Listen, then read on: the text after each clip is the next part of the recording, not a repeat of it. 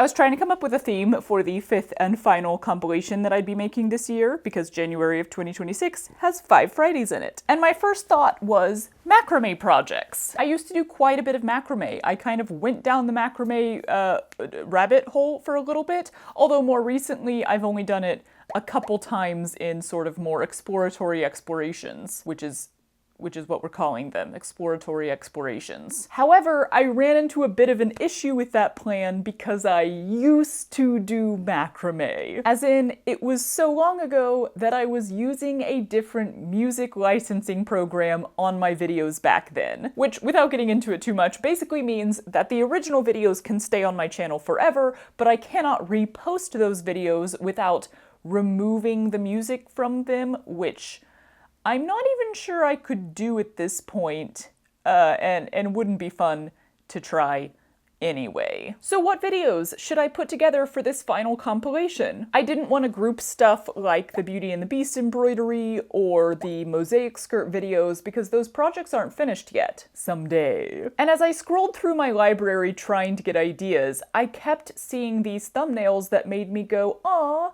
I remember that," or "Oh, I really loved that project." But then, like, comparatively to the stuff around them, they had pretty low view counts. Therein lay the answer. I decided I'm going to group together several videos that I just personally really enjoyed, but then I felt like they didn't get much of, an audience when I posted them. I know my core audience watched them. You guys watch everything, and you are amazing. I very much appreciate that. I appreciate you. I mean, potentially these videos just didn't get seen that much because I didn't market them well. Like, maybe the thumbnails and the titles just weren't great because they were all so, like, random and fun and silly. I don't know. I'm just muddling through this job as a YouTuber. But welcome to my underrated favorites compilation. Let's get started with a pretty early sewing project and a rare, genuine delve into spooky season content for me, plus a gown that I still feel fabulous in every time I put it on. Batwing sleeves. Batwing sleeves that are bat wings. It's time. I belong to a demographic that is perhaps stereotypically known for loving things like autumn and Halloween and anything pumpkin spice. Yeah, not so much for me. I've just never been super into any of that. I mean, autumn is nice. Any temperate time of year is always nice and preferable to me, but I'd rank it second. I'm really more of a spring person myself. I like the coming of life and the blooming of flowers and everything turning green and the weather getting slightly warmer but not scorchingly hot yet. As far as pumpkin spice goes, I've just never gotten what the hype is. If we're going with favorite autumny flavors, I'm an apple cider person all the way. And Halloween. Oh, Halloween. So it's a bit odd because we grew up playing dress up all the time, or old fashion is what we would call it. My oldest sister Carrie is an incredible seamstress and has been since she was quite young, and she would make us costumes, like historical themed costumes from all different time periods, and we would dress up and play things like Little Women and Pride and Prejudice and Titanic, which I find interesting because none of us were allowed to watch Titanic. And then my next oldest sister really got into photography, and so we started dressing up and making little backdrops and everything and doing glamour shoots. And of course, all of us also danced, so half of our garage was like crammed full of ballet costumes as well. Dressing up was just a really normal part of my childhood. Halloween, on the other hand, was off limits. My mom was extremely against anything that could be slightly connected with the devil, and let's not even get into that rabbit trail right now. So we never celebrated Halloween. Instead, we did fall festival at our church, where families would make like homemade fair-style games, and we would dress up and go play the games and get candy. But there were no scary or spooky costumes allowed, and you know, it's in a church, so the devil wasn't invited, and we called it fall festival instead instead of Halloween. Anyway, all that to say, maybe it just comes from my upbringing, but I really have no interest in Halloween to this day. I think in my adult life, I've only ever dressed up for Halloween or gone to like a Halloween party maybe like twice. When was the last time? Oh god, it would have been on the cruise ship. Ooh, now we're gonna do side story. Themed parties are huge for crew on the cruise ships, especially for holidays, and like most people did not care and would not dress up for themed parties, but Halloween was a different story. Everyone dressed up for that. It was a huge party. I was not even planning to go because not a party person. But like on the day, somebody convinced me that I should show my face there. And you know, you can't just run out to Goodwill to make a costume because we were in the middle of the ocean. So my friend Kiki gave me one of his bodysuits, and then I put my hair up into like little buns to look like cat ears, and I slapped a bunch of makeup on my face, and I went as Catwoman. It was pretty comfortable if I recall correctly, except for the makeup thing. Tons of makeup on your face at a sweaty party. Ugh, it was not fun. Fun little side fact. That is indeed my now husband, Matt. We were not dating at the time. So yeah, that was the last time that I dressed up for Halloween, and that was like 5 years ago?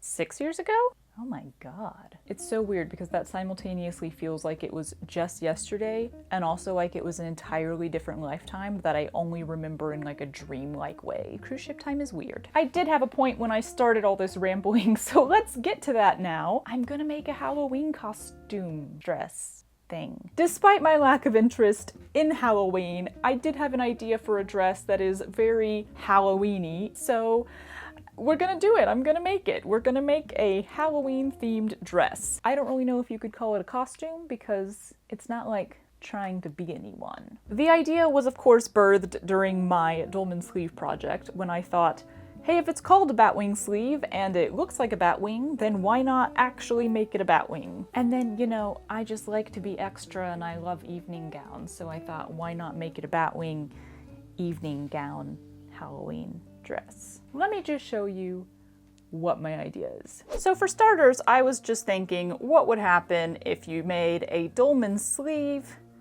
that actually looked like a Batwing on the bottom. It was actually long after I had this idea, but literally like 24 hours ago, when I saw this picture on Instagram, and I was like, that's it, that's the dress, but batified. These like extreme Batwing sleeves that reach all the way down to the hips are perfect. I need something pretty extreme if I'm gonna be able to get that Batwing shape into them. Now you can sort of see it on this dress, and I'm probably gonna have to do this on mine as well. In order to make it long sleeved, there's actually an extra sleeve that's added on. I might even try to make mine like ruched a little. And then I really like where this dress ends, kind of at the ankle, not because I want mine to end right there, but I think that I can then add on a ruffle on the bottom that I'm hoping to stiffen with either horsehair or interfacing or anything, because oh yeah, this whole dress is going to be made out of knit, so that it has like a dramatic sort of mermaidy, almost like Morticia Addams sort of look to it. So that's the main part of this project. There's kind of a whole second part. This was a totally different idea I had a while ago that was not related to this whatsoever, but then I realized the two would actually mesh really well into one dress. I've been thinking a lot about making a backless evening gown and then using some needle lace and embroidery techniques in that backless space to create a design, something probably either abstract or like leaf inspired. But then I saw this dress on Instagram, which is like a vintage 1960s look, I think, with like this spider web backless design, and I was like, oh my god, you could just do a spider web. I don't know if this is gonna work because backless dresses and dolman sleeves don't necessarily blend super well. So I know how I could create the base of the spider web itself, and I think I could make that pretty sturdy as long as I put like bias tape along the edge, something non-stretchy to really solidify that knit so that it's not pulling too much. What I'm not sure about is how I would actually create the spider webbing itself. I'm pretty sure I can do it using some needle lace and embroidery techniques, but it's one of those things that I would just have to figure out in the moment. I also don't think embroidery thread is really thick enough for this whole thing. Maybe for the webbing around, but I think I'm gonna need some sort of actual thicker cord to form the base of this, just so that it's really sturdy and really strong and a little bit thicker, because embroidery floss, even if you use all 6 strands, is pretty darn small. So the first thing that I've got to do here is go buy some stuff. I do already have the black fabric I want to use for this. I found it a while ago at Remainders for $2 a yard. And I love it. I love the texture that it has. Let me just go get it and show it to you. Here it is. Oh my God. I got quite a lot of it. I think I got everything that was left. So it is a very stretchy knit. Whee! Ooh, look, when you stretch it out, it's see-through.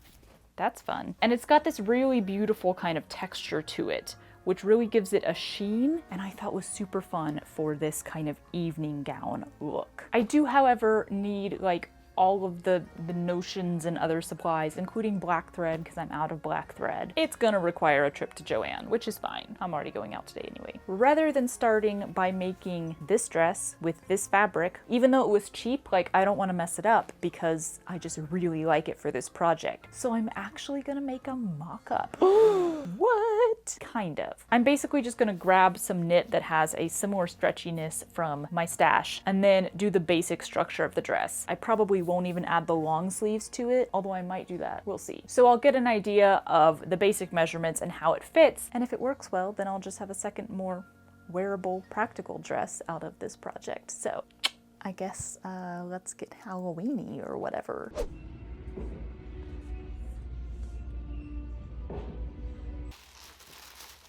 I got the goods. Let's make some stuff. But tomorrow.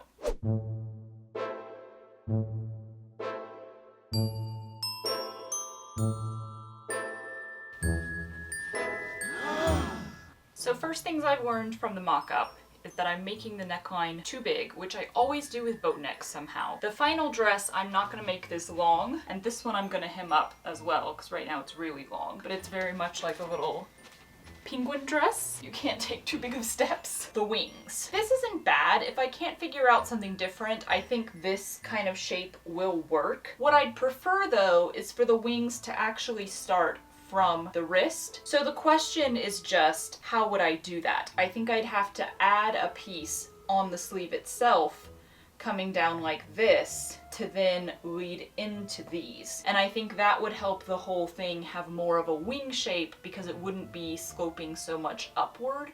It would have more of the outward slope. Finally, it's giving me the impression from this that I could do the backless dress. Like, as long as there is something here that is holding those edges together so that the whole thing doesn't just fall off, I don't see why it wouldn't work. So I think what I'm going to do is cut out the black dress just like this with the back intact. Once I get it on, once I know that the wings are working and everything, I can go and cut out the extra back part and try to figure out that whole thing.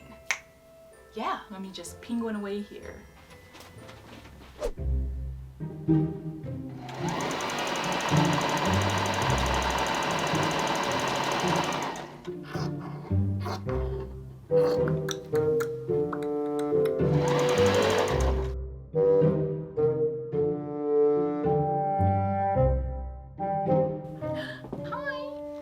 Oh, what a big boy. Okay, so here is the finished mock-up dress. It reminds me of this 1960s pattern I found when I was researching dolmens. A little bit silly, a little bit ridiculous, extremely comfortable. So the last thing that I really had to figure out was the adjustment of the batwing shape itself. So I made a tester sleeve, which is a complete mess, but again, showed me what I need to know, mostly. So you can kind of see here, this is the added on sleeve part with a little batwing flap attached to it, and then this is the actual dolman with the flap as part of the actual shape. How I was going to attach them so that this is a hole and this is not was my main question. I am going to lose the ruching in the sleeves because I had no idea how to both ruche or gather the seam while also adding the flap in it that is not ruched. Ultimately, I decided it's unnecessary. Why put extra fabric on there, particularly because I'm going to be lining the sleeves on the actual black dress.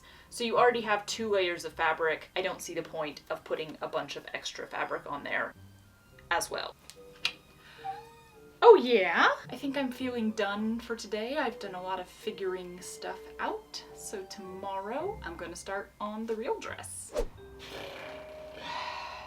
Cutting out this dress was like descending into a rabbit hole of growing confusion. Started out simple enough. I made the neckline 8 inches instead of 12 just to be massively safe. Added an extra 4 inches onto the armhole, which will feed into the wing flap I'm gonna put on the end of the sleeves. Created those Batwing style curves, all good stuff. Then I started thinking about the ruffle on the bottom, the backlessness of it all, and the possibility of facings.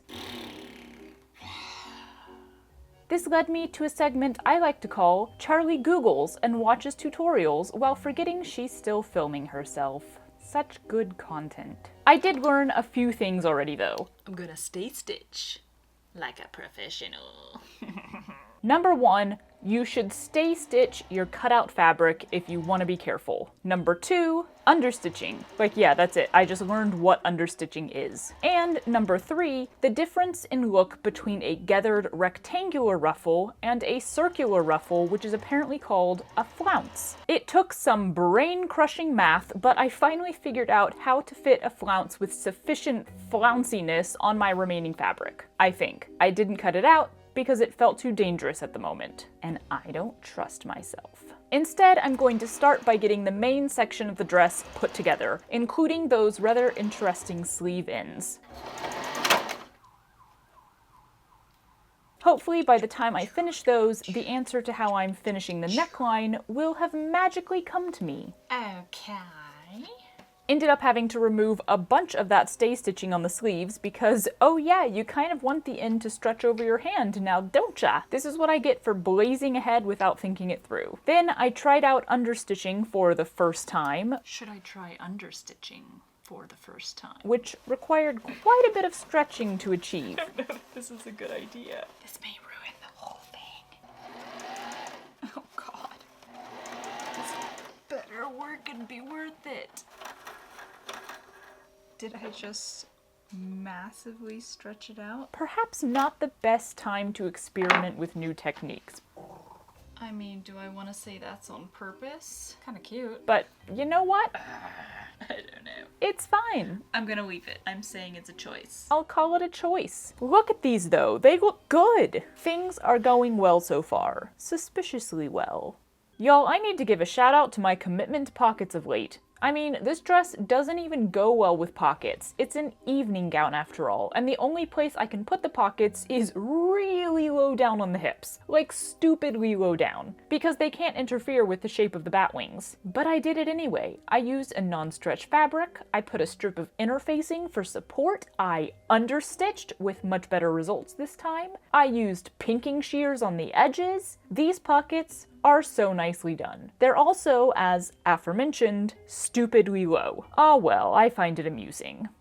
Now 'tis time to attach the sleeves to the armholes. And I can't really remember how I did it yesterday, so I'm basically back to square one.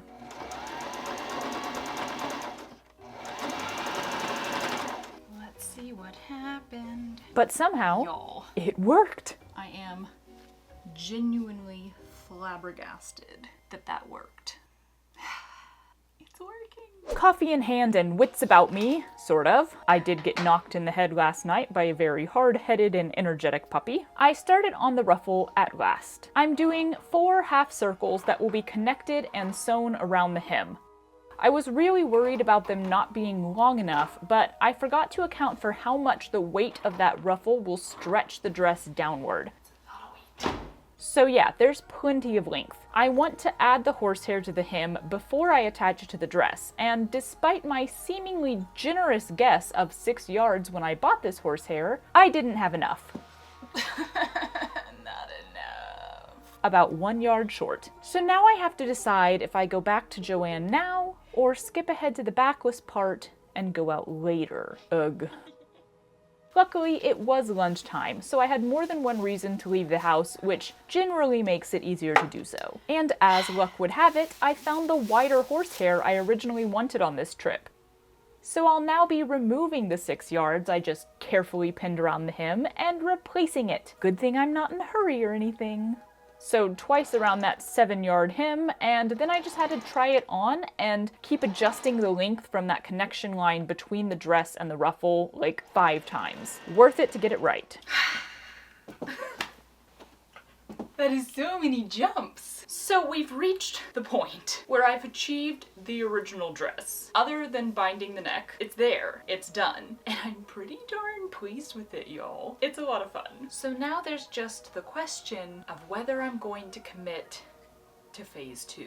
The backless thing. I am 90% sure it's gonna work and it's gonna look really cool, but it's still scary to potentially ruin something that is currently fine. I don't know why I always question this. Of course I'm gonna do it. Of course I'm gonna do it. Let's do it. Yeah, of course I did it. I started by stay stitching along the entire shape where I intend to cut out the fabric. Then I went ahead and added the neck binding to the front of the neckline, sort of to practice and sort of to procrastinate. There was nothing else to do though, so time for the scary snippage. Here we go. Once a huge chunk of fabric was removed from what had been a perfectly fine dress, I pinned on the binding all the way around the gaping hole, sewed it down once, folded it over, and proceeded to add the spiderweb base.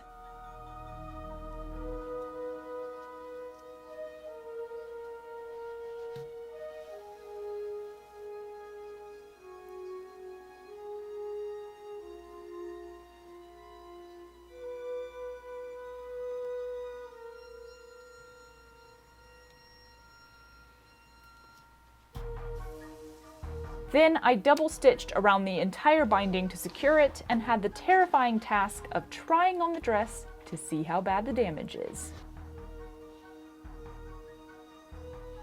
It's a little risque, but it's not too bad. It still needs the actual webbing, but by then it was quite late and I was quite hungry, so I gave up my hopes of finishing the whole thing that night and set it aside.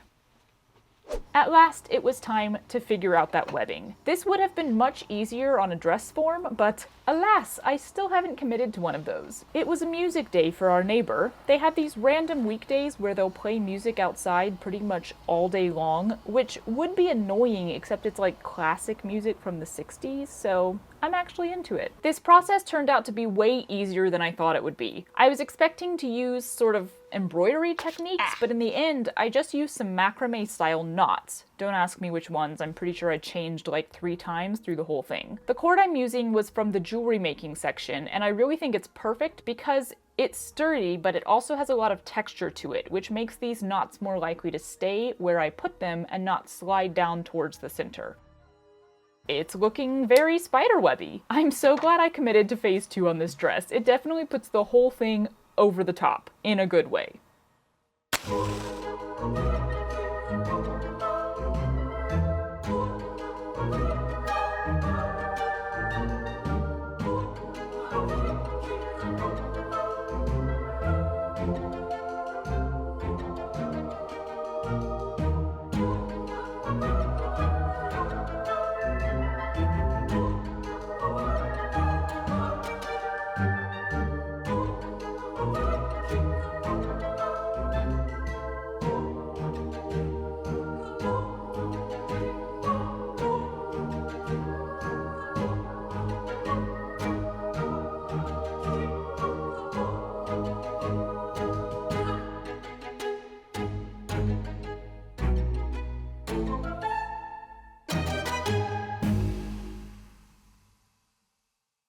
Why did I blow out all my candles? I'm gonna relight those for ambiance. Okay.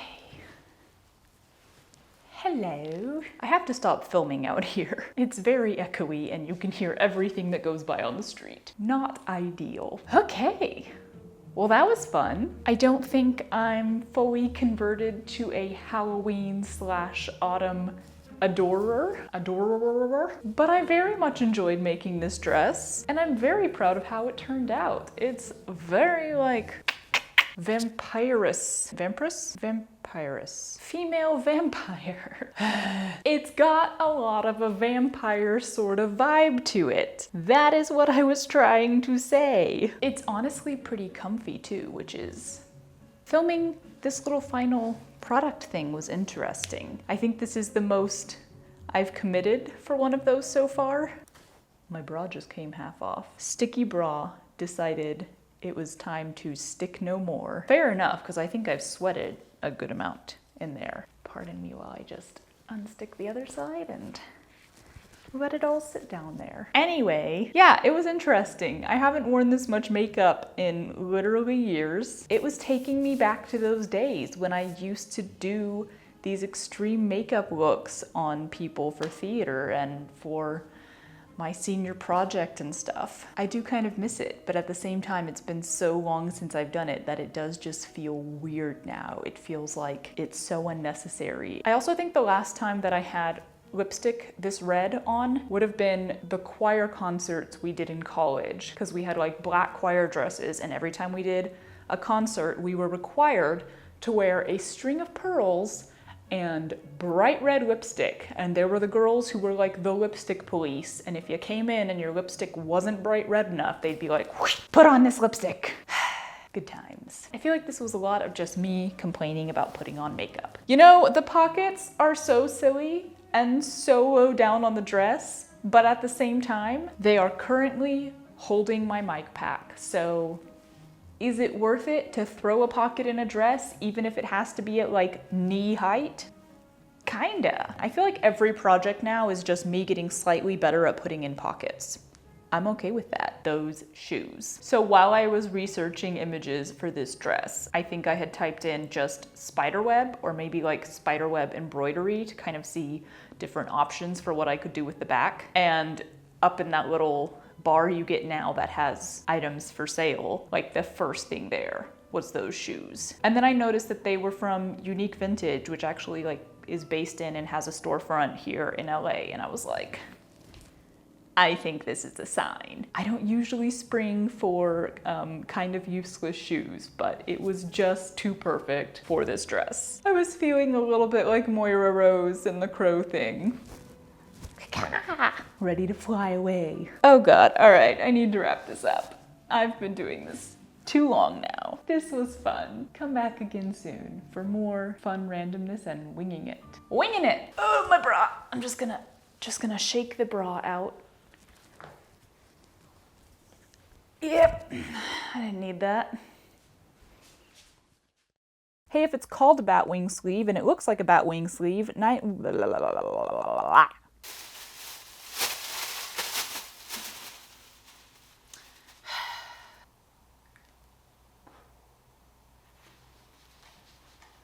ooh, we're gonna get smoky in here.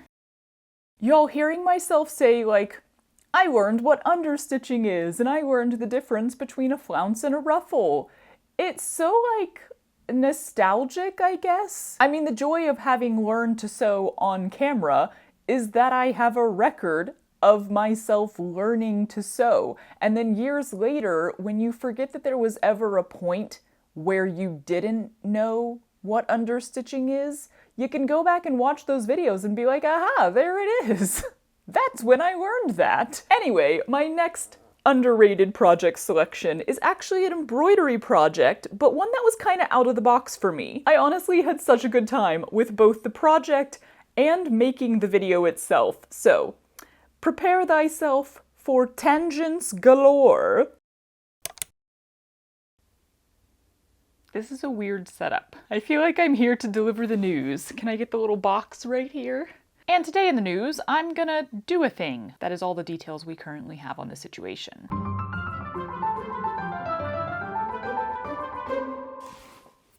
Okay, now I feel a little less newsy. Despite my years spent embroidering, one thing that I don't do a lot of is embroidery on clothing. I have done some, yeah. But one thing that I find really interesting, because it kind of reminds me of when I tried to do embroidery on macrame, is embroidering sweaters. Embroidering on sweaters. Oh god, this is such a side story, but we're gonna get into it right away apparently. So once upon a time, I got a message on, I think Etsy, and this guy was like, hey, I was wondering if you could embroider a sweater with Vincent van Gogh's Starry Night. So I was like, okay, I don't embroider on clothing much, and Starry Night is a tall order, but you know what? Sure, tell me more. Do you want like Starry Night as like a little square, like here, like a logo sort of thing? Do you want it on the back, like bigger like this? Because like, that's gonna be pretty hard to do. What are you looking for here? Turns out he wanted someone to embroider an entire sweater, the whole thing, with Starry Night. And I was like, I think you're maybe lacking some information on what embroidery is. Maybe this is just my opinion, but I'm pretty sure you shouldn't embroider an entire sweater. Like covering the whole thing with thread might make it a little difficult to get on. And I was like, I'm pretty sure what you're looking for is somebody who can crochet or knit a sweater that has a Starry Night pattern knitted or crocheted into it. And I don't know anything about knitting or crocheting, so I don't even know if that would be possible. I've seen cool designs on a sweater, but Starry Night, again, tall order. But I was like, dude, if you want an entire sweater with this design on it, it's not gonna be embroidery. So I politely explained that to him, and he was less than thrilled that I corrected him.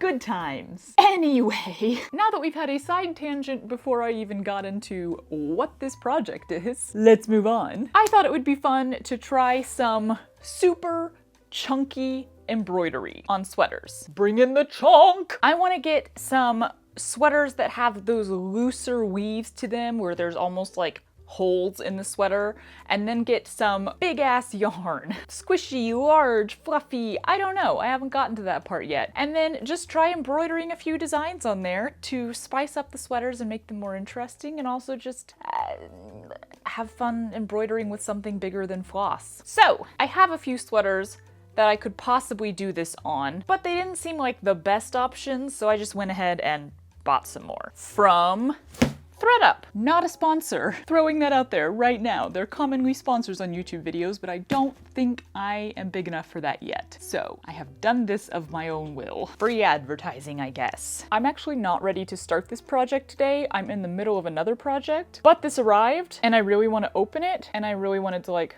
unbox on camera. You know we love an unboxing. So yeah, I'm just gonna pretend that I'm starting this project today. Pretend I didn't tell you that.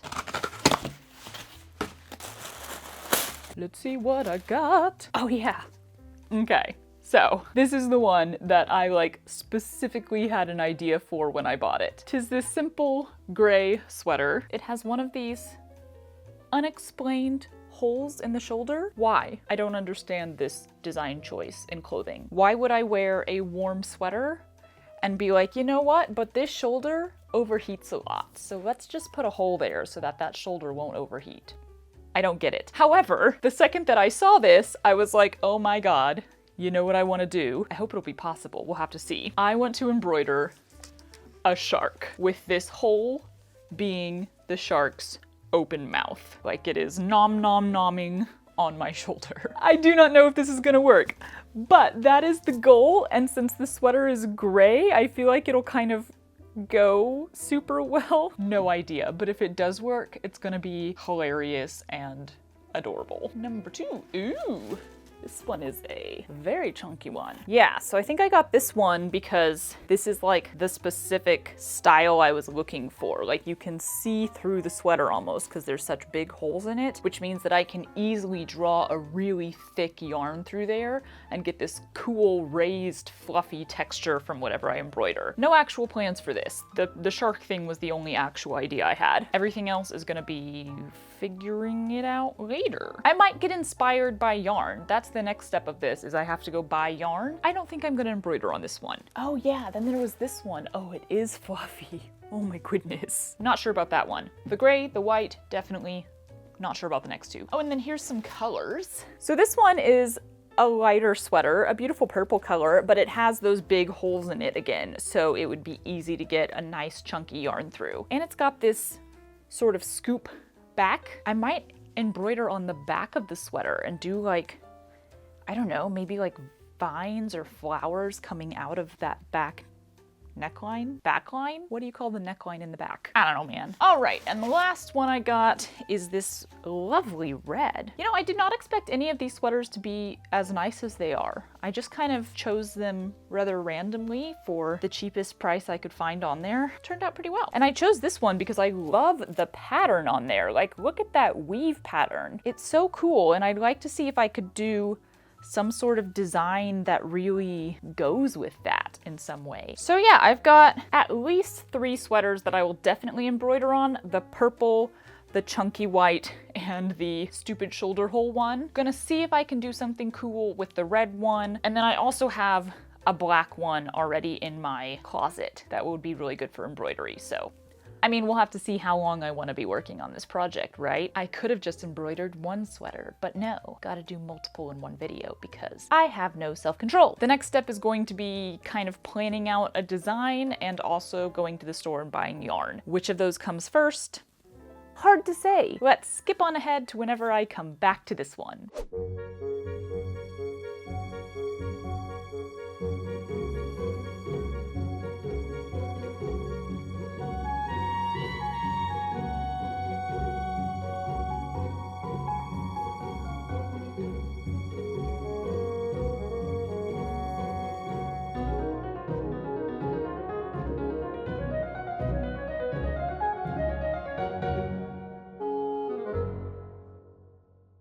So I learned something from this yarn buying trip, and what I learned is that I'm not very good at buying yarn. There are just so many options. All the different colors and textures and weights and materials, and I have no knowledge base from which to pull preferences, just none whatsoever. So I think I bought too much, but oh well, there was a big sale going on. And all the leftovers are just gonna go in the stash for, you know, later possible projects. Let's see what I got.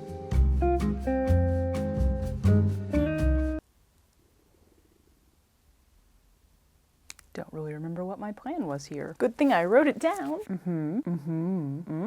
Wow. First up on this black one, I wanted to just try doing some words. I only wanted to do one that's lettering because I don't really like to wear stuff that has words all over it, but it is an easy place to start. Honestly, the only thing that came to mind is the go-to phrase from the show Schitt's Creek, which is one of my absolute favorite shows. So I thought I would do best wishes on the front and warmest regards on the back, which, you know, the black sweater with the white yarn, not floss, adds to the whole theme of that, since David always wears black and white. Idea number 2 is, of course, the shark with the open mouth. I just got some bluish gray and white in not too big of a yarn because this isn't a super holey sweater compared to the other ones. For my purple sweater, thought I would do something floral and pretty and everything to go with the color. So the green is for any vines. And then I also got some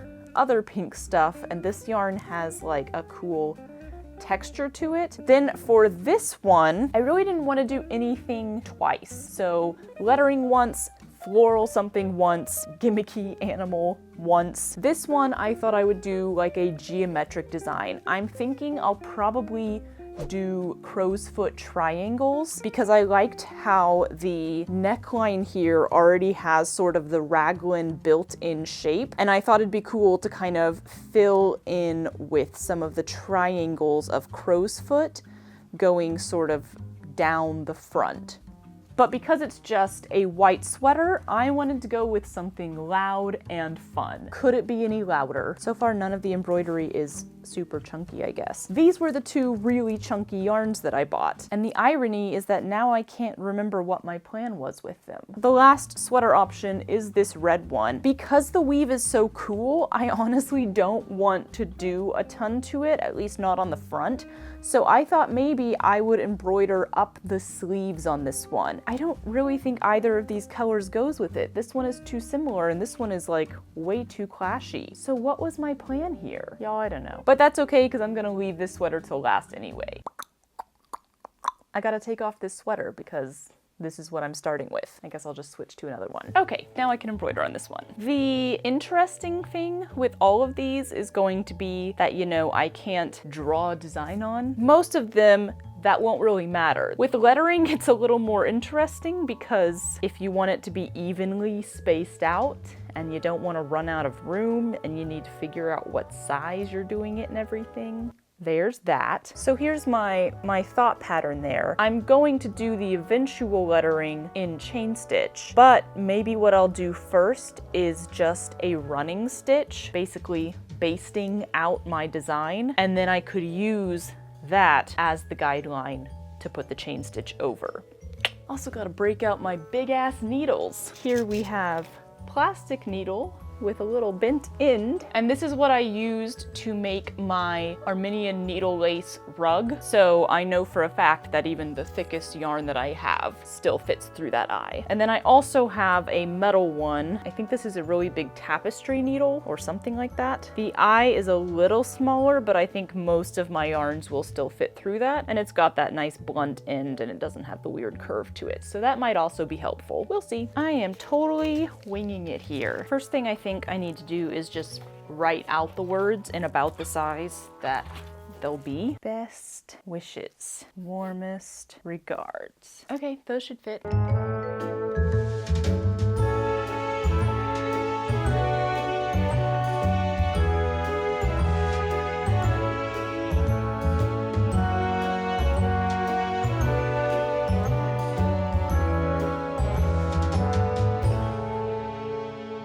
So this basically works. So I'm gonna go turn on some ridiculous movie or something. Side tangent again here. So many tangents in this video, sorry. I've been so out of things to watch lately. If you have any suggestions, please do leave them in the comments. I've just been watching all of the random like early 2000s rom-coms and stuff that Hulu's been suggesting to me, and they are so bad. It's making me want to start one of those like movie commentary channels where you just watch the thing and snark about it the whole time. But what am I reviewing? Not the latest Marvel movie, not some classic Oscar winners, no, no, no. Just terrible rom-coms and rom-droms. Like The Sweetest Thing and Hope Floats and the Jane Austen Book Club. All just so weird and so poorly written. Anyway, that was a massive tangent. I'm gonna go sew now, woo!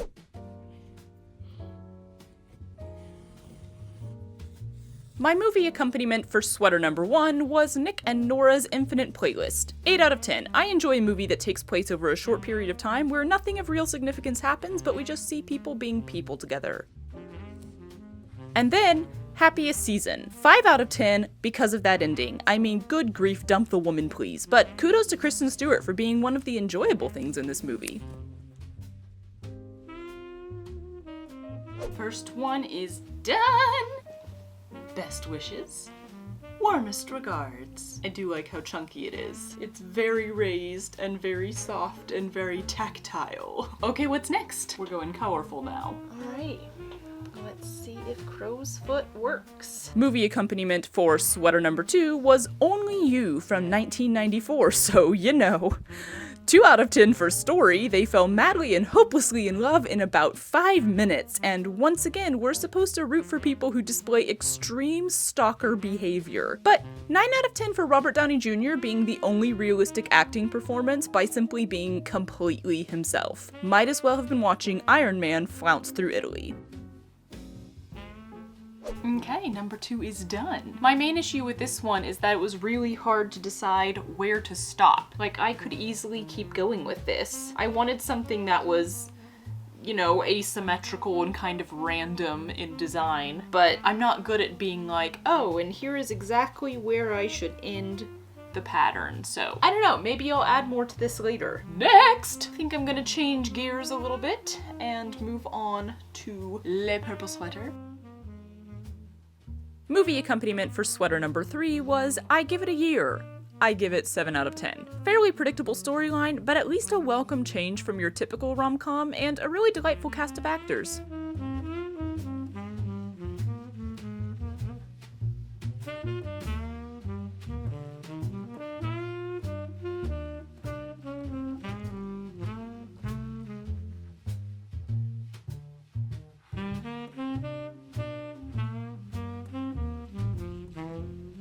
finished this one last night. Onwards! Have you noticed I've been leaving the shark one for last? I don't really know how I'm gonna do that one. I forgot I already had this in my stash, and actually I think this color goes really nicely with this. So I think I'm just gonna play around with like highlighting the texture that's already here and the weave pattern that's already here. I don't know. I don't know what I'm doing. Oh, I actually kind of like that. Yeah, we'll see if that works. Movie accompaniment for sweater number 4 was I Feel Pretty, and a surprising 9 out of 10 for me there. I thought the storyline was enjoyably different, and frankly, I found Michelle Williams hilarious in it. Okay, sweater number 4, done! That one was fun, easy, and fast. Last one. Shark sweater. I wonder if I can almost do like an Armenian needle lace style to do the teeth. That might be possible. I feel like this actually has to be pretty big in order to warrant having a mouth that size. What does a shark look like? Okay, we'll see how this goes. Movie accompaniment for sweater number 5 was Blast from the Past, which I give a 6 out of 10. When a movie already has a ridiculous premise, all the ridiculous parts within it aren't as annoying. Then, Sister of the Groom, 1 out of 10. The story was pointless, the pacing was off, the characters were unmemorable and uninteresting. It only gets the 1 point for casting Tom Everett Scott, who I find to be a highly underrated and underused actor. And that completes all of the sweater embroidery that I feel like doing on this occasion. Let's take a look.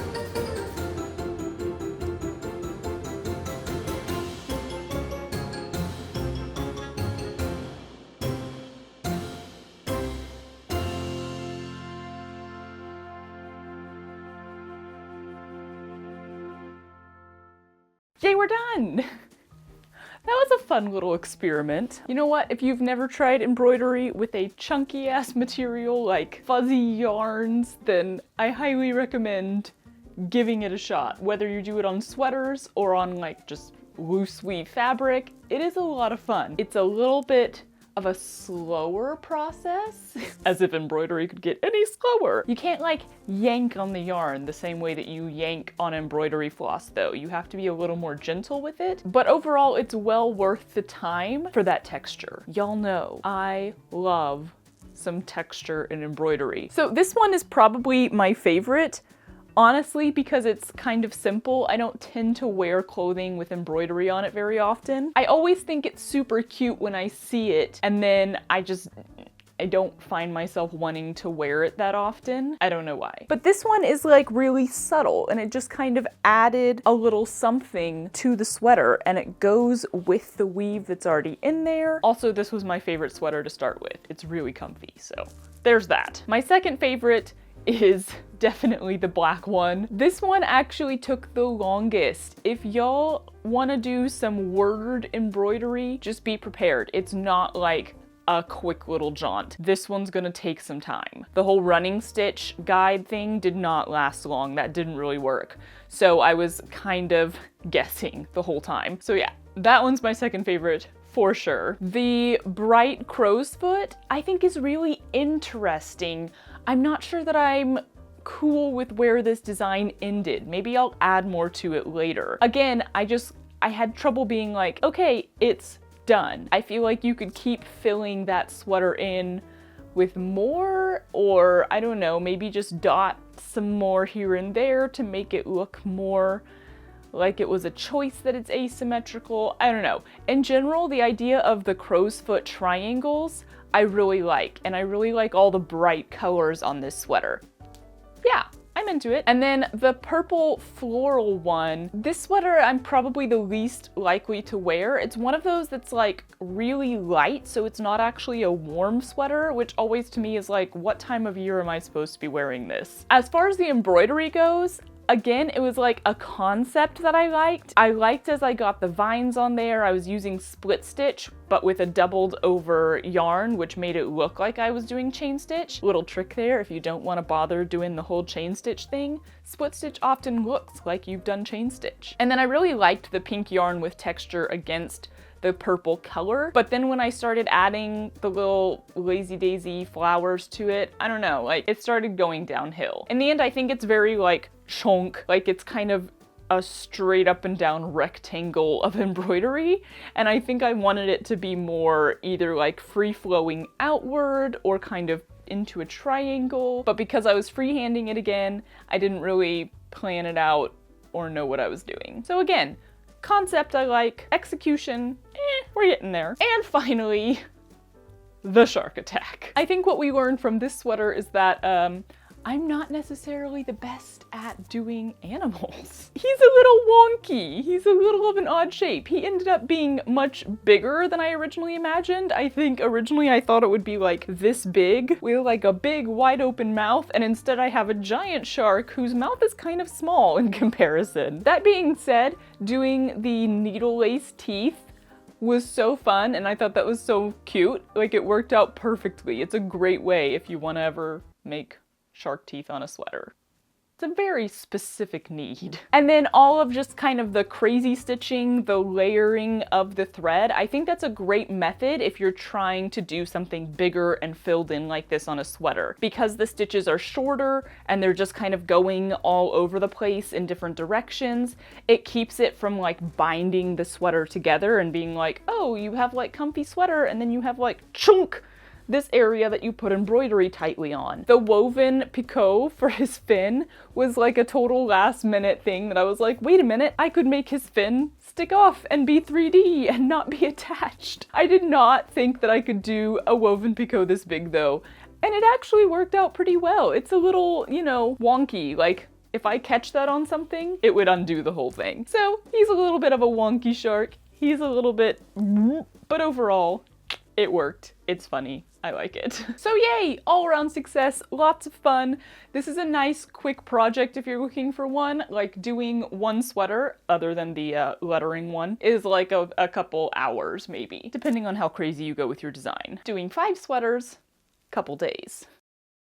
I have, since that video, come to realize that wearing sweaters is just like a sensory nightmare for me, unfortunately. Love the look of them, love the vibes, love the general concept, but ooh, every time I try to wear a sweater, my brain is just so distracted. Also, I live in very warm weather, so I can't really do the whole layering thing. There's not much time of year where you even want to bother wearing a sweater. It's a whole thing. That red one though, it's the one that I have worn the most since then. I just really like the fit and the weave of it, and I love how like subtle the embroidery touches that I did were. We are gonna skip ahead in time here though and move to a whole new living situation for a project that I do still wear all the time and absolutely love to bits, even though I am actively destroying it every time I wear it. This was the most complex garment I had attempted to sew at the time, and I am genuinely so proud of myself for how it turned out.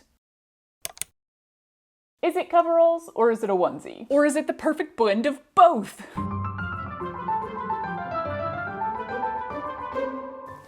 It's time to start doing stuff to this house. Most notably, it is time to start painting some walls and ceilings. But I am going to put it off for just a little bit longer. Definitely not because I'm weirdly daunted by the whole thing, because I want to make myself a pair of comfy coveralls to wear while doing said painting. Remember this fabric? You should. I showed it to you last week.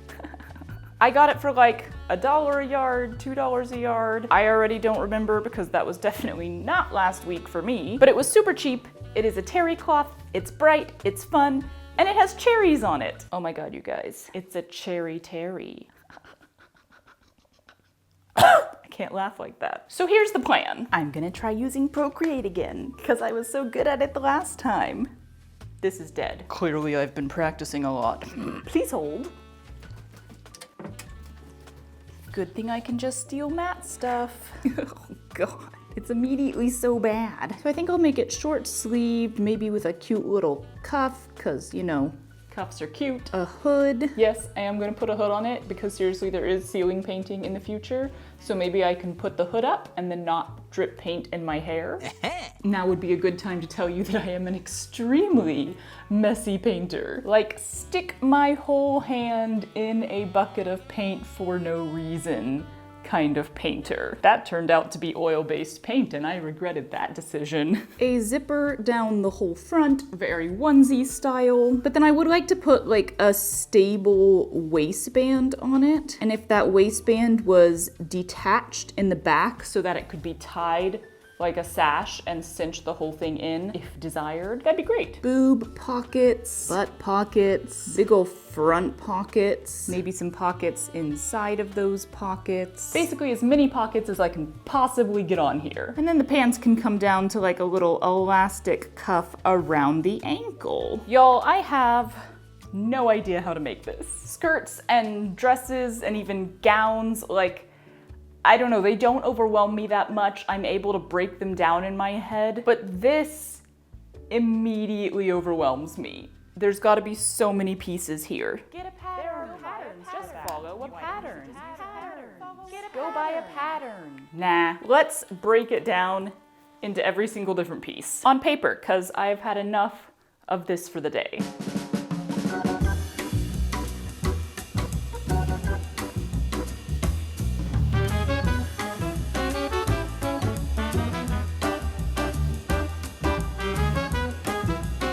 Okay, and we have a whopping total of 23 pieces, plus the inner pockets, so probably more like 25. It's fine. It's totally fine. Everything's gonna be fine. Y'all, we've been having some absolutely beautiful weather lately. Like blue skies, bright sun, warm but not hot. I've been waking up to the sound of birds singing. Middle of winter in Southern California.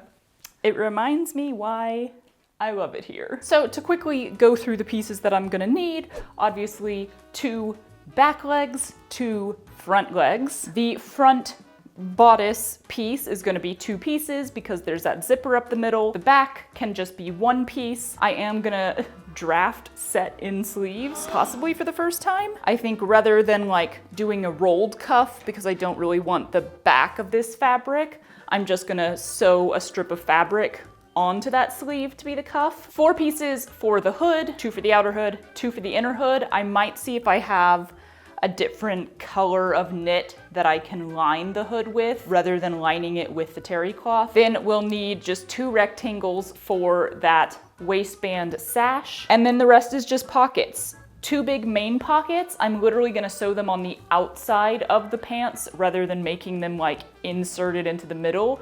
This is way easier. So if you can get away with this on an article of clothing where it like looks cute to see the pockets on the outside, by all means do it. The inner pockets, I don't know what shape or size they'll be, but they'll be there. Boob and butt pockets, probably just regular sort of patch pocket shape. And that's it. Like, that's not that hard, right? That's not that hard. I know basically what each of these pieces should look like. I just have to figure out measurements now.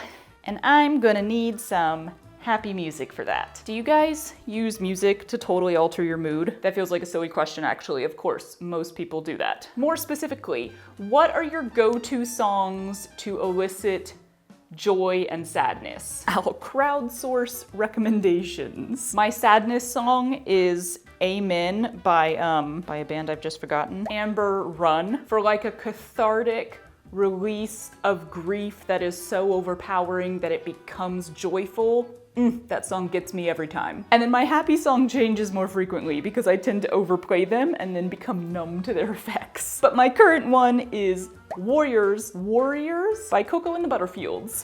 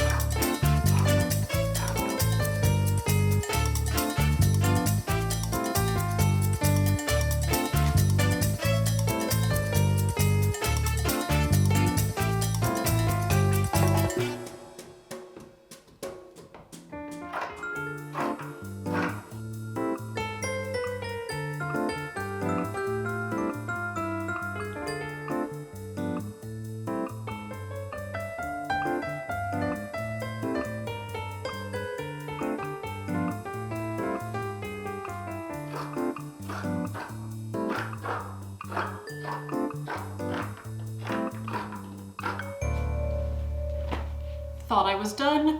Totally forgot the hood. Whoops! That'll work.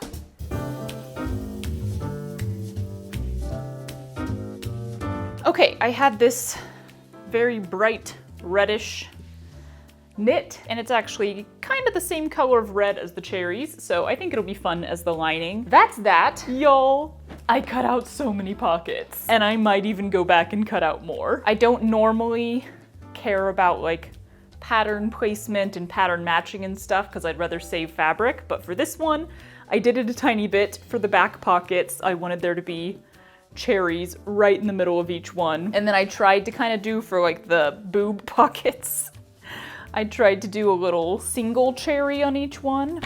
Calm down. Like so. But yeah, all of this is just a pile of different size pockets to go inside or outside the big pockets in the front. And then I think I might go back and cut out a couple more pockets and stick them on like the sides of the legs. Hi! I don't have a ton of fabric left, but I do have enough to cut out a new sleeve if I need to, because that is the thing I'm the most unsure about. Like, I know that the pants will come together, even if the crotch is a little saggy, even if they're a little big, they will still work. The sleeve, I am not sure about. Like, this half is fine up here, because that's the half that's here.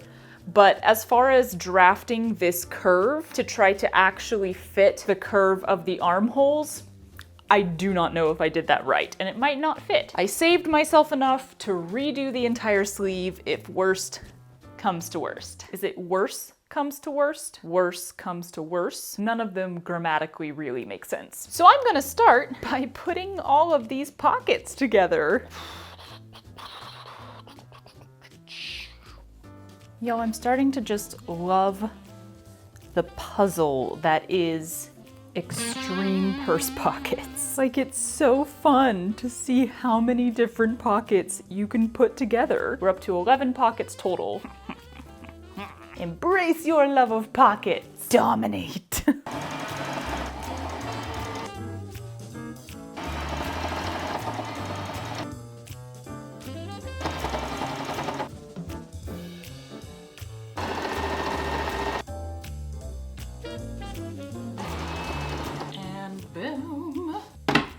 It's been a pocket day. It takes a while to put together that many pockets. Front ones are done.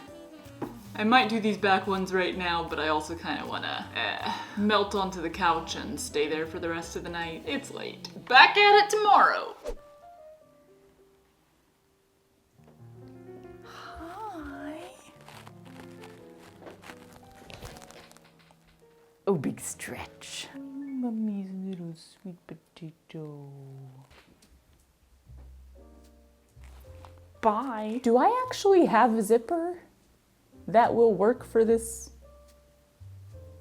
pocket-filled travesty? Y'all, I haven't had to think about zippers in so long now. I'm not entirely sure where any of my zippers are.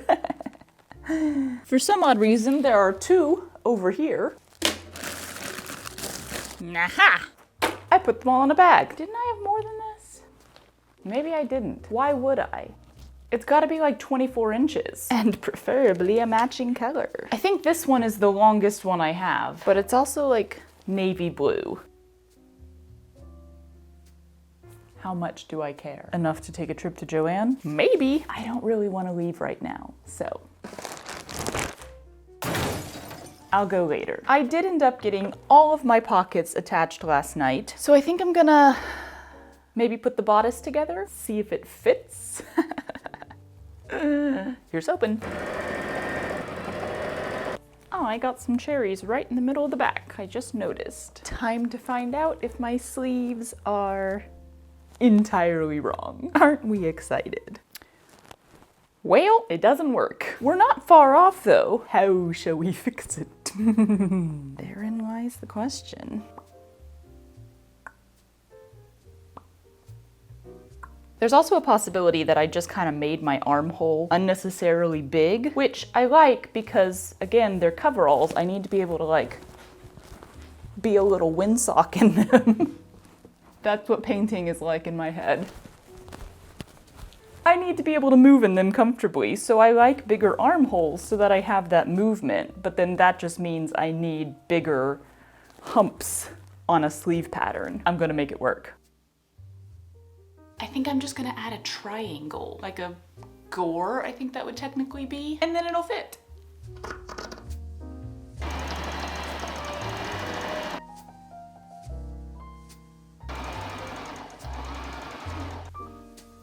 Okay, I think that worked.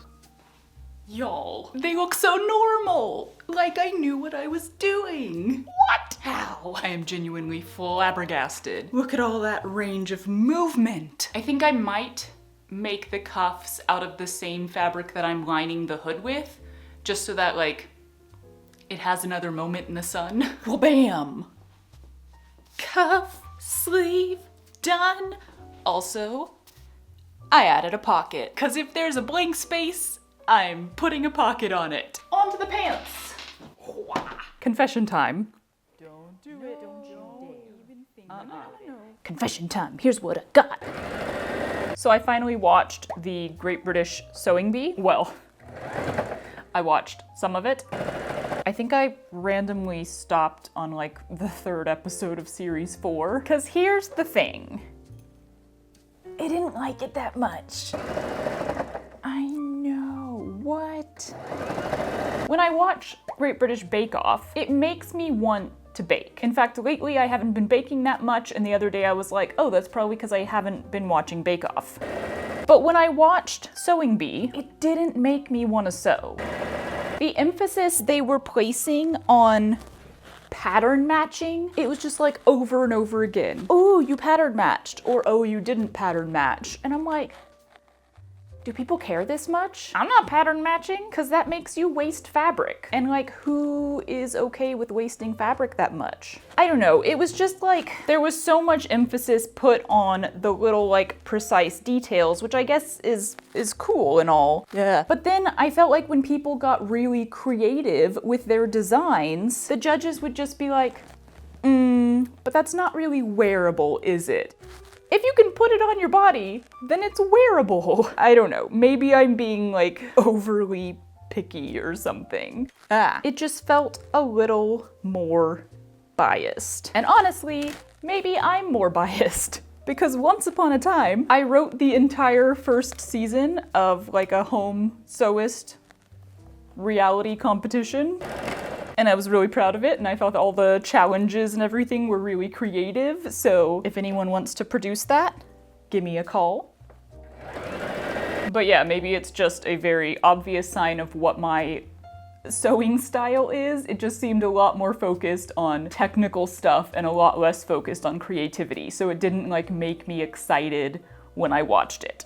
Anyway, if it gets better in the later seasons, let me know. We have legs. Time to make them pants, aka sew the crotch seam together. Boom! Pants.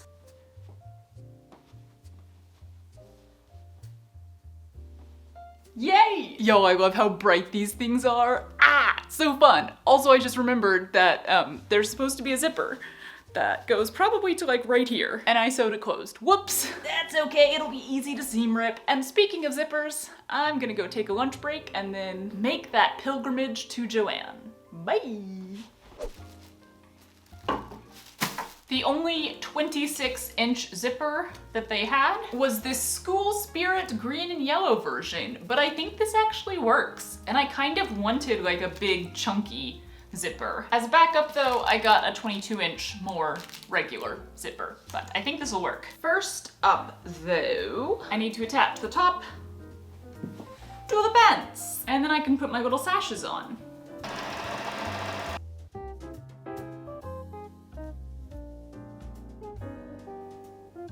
Ta-da! It's starting to look like coveralls, yay! That being said, I have spent the last 2 hours procrastinating on putting the zipper in. It's just been so long since I've had to touch a zipper. I really want to just quit for the night and leave it for tomorrow. But I feel like if I do it tonight, I'll be so much more excited to finish the rest of it tomorrow. I'm gonna do it. I'm gonna do it. I'm gonna do it. We're doing it.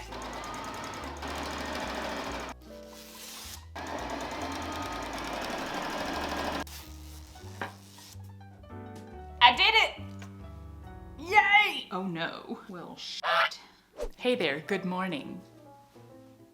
It's starting to look really good. But because of the type of zipper this is, like it's really big and chunky, and it's meant to go in something that's open at the bottom, like a jacket. It has the little like chunk and zip style. I cannot for the life of me get it to like lay properly where it attaches at the bottom. So I've already done this like 5 different times, and now I just have this weird wrinkle here. And at first I was like, I don't care, it's just coveralls, but they're looking so cute that I actually do care. And I don't think I can get this zipper to work, which means I think I'm about to rip the entire thing out and put in the 22-inch normal zipper that I bought. My return to zippers is not going smoothly. This is why I hate using them. Alrighty, y'all. After like 12 billion attempts, I have a working zipper. Still doesn't look great, but I am accepting it, flaws and all, because I'm just done with that. I hate zippers. It's fine. My little belt in the front just ended up like the teeny tiniest bit off-centered from each other, but psh, who's that picky? Not me. I got my ankle cuffs on there. And then I have, in traditional me fashion, fully constructed the hood separately so that then I can just figure out how I want to sew it onto this thing, run a stitch around it, and then the whole thing is done. Come here, bud. What a good boy you are. Hi.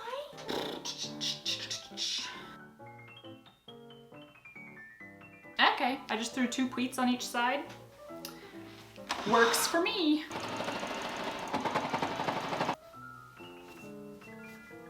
That seems fine, right? Go to final product. Get out of here. I'm just doing top stitching. Boring.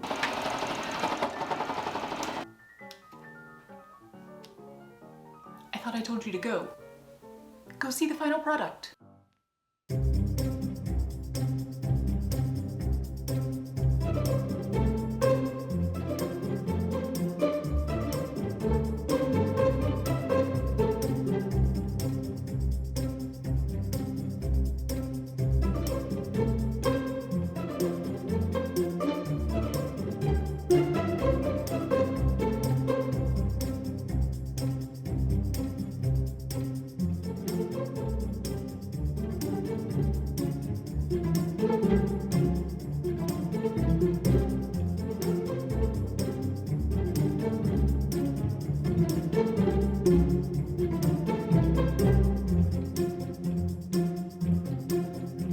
Remember when I said we were having fabulous weather?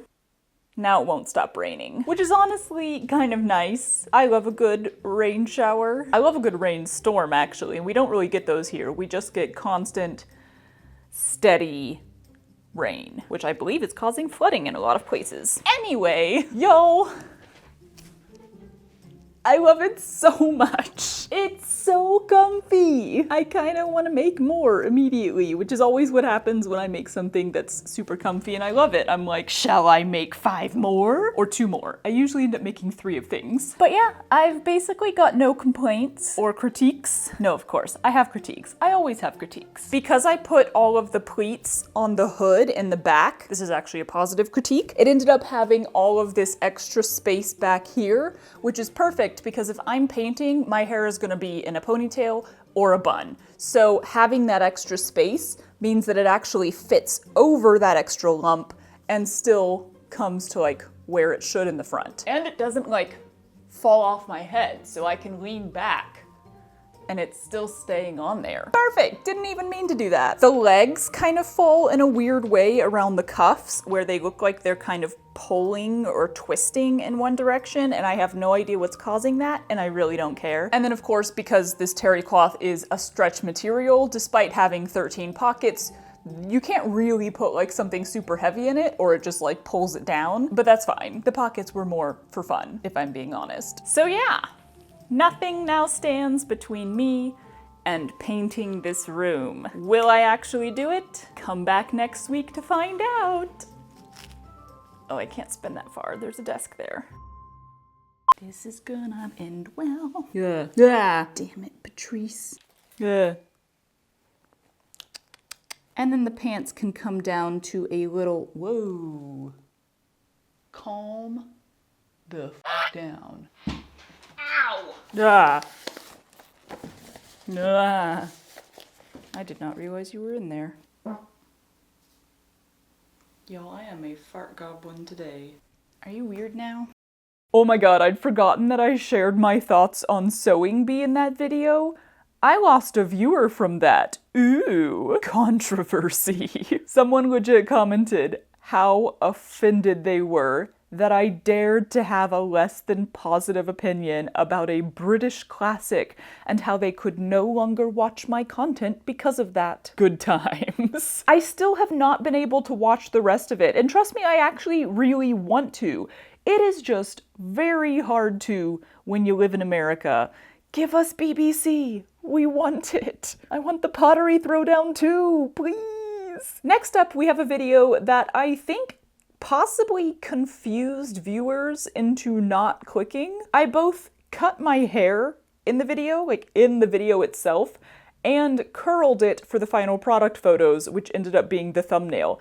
And some people did comment that they almost didn't click on the video because they didn't recognize it as me. Haircuts, man, transformative. I still had buckets of fun making the video though, so let's give it a second chance.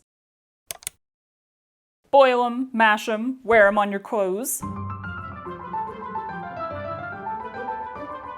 In the autumn, Hobbit culture really comes alive. Have you noticed this? I've noticed it. There are lots of fall-loving peoples out there, and dressing like a hobbit in the cozy, crunchy times seems to be a favorite. But I'm more of a spring person.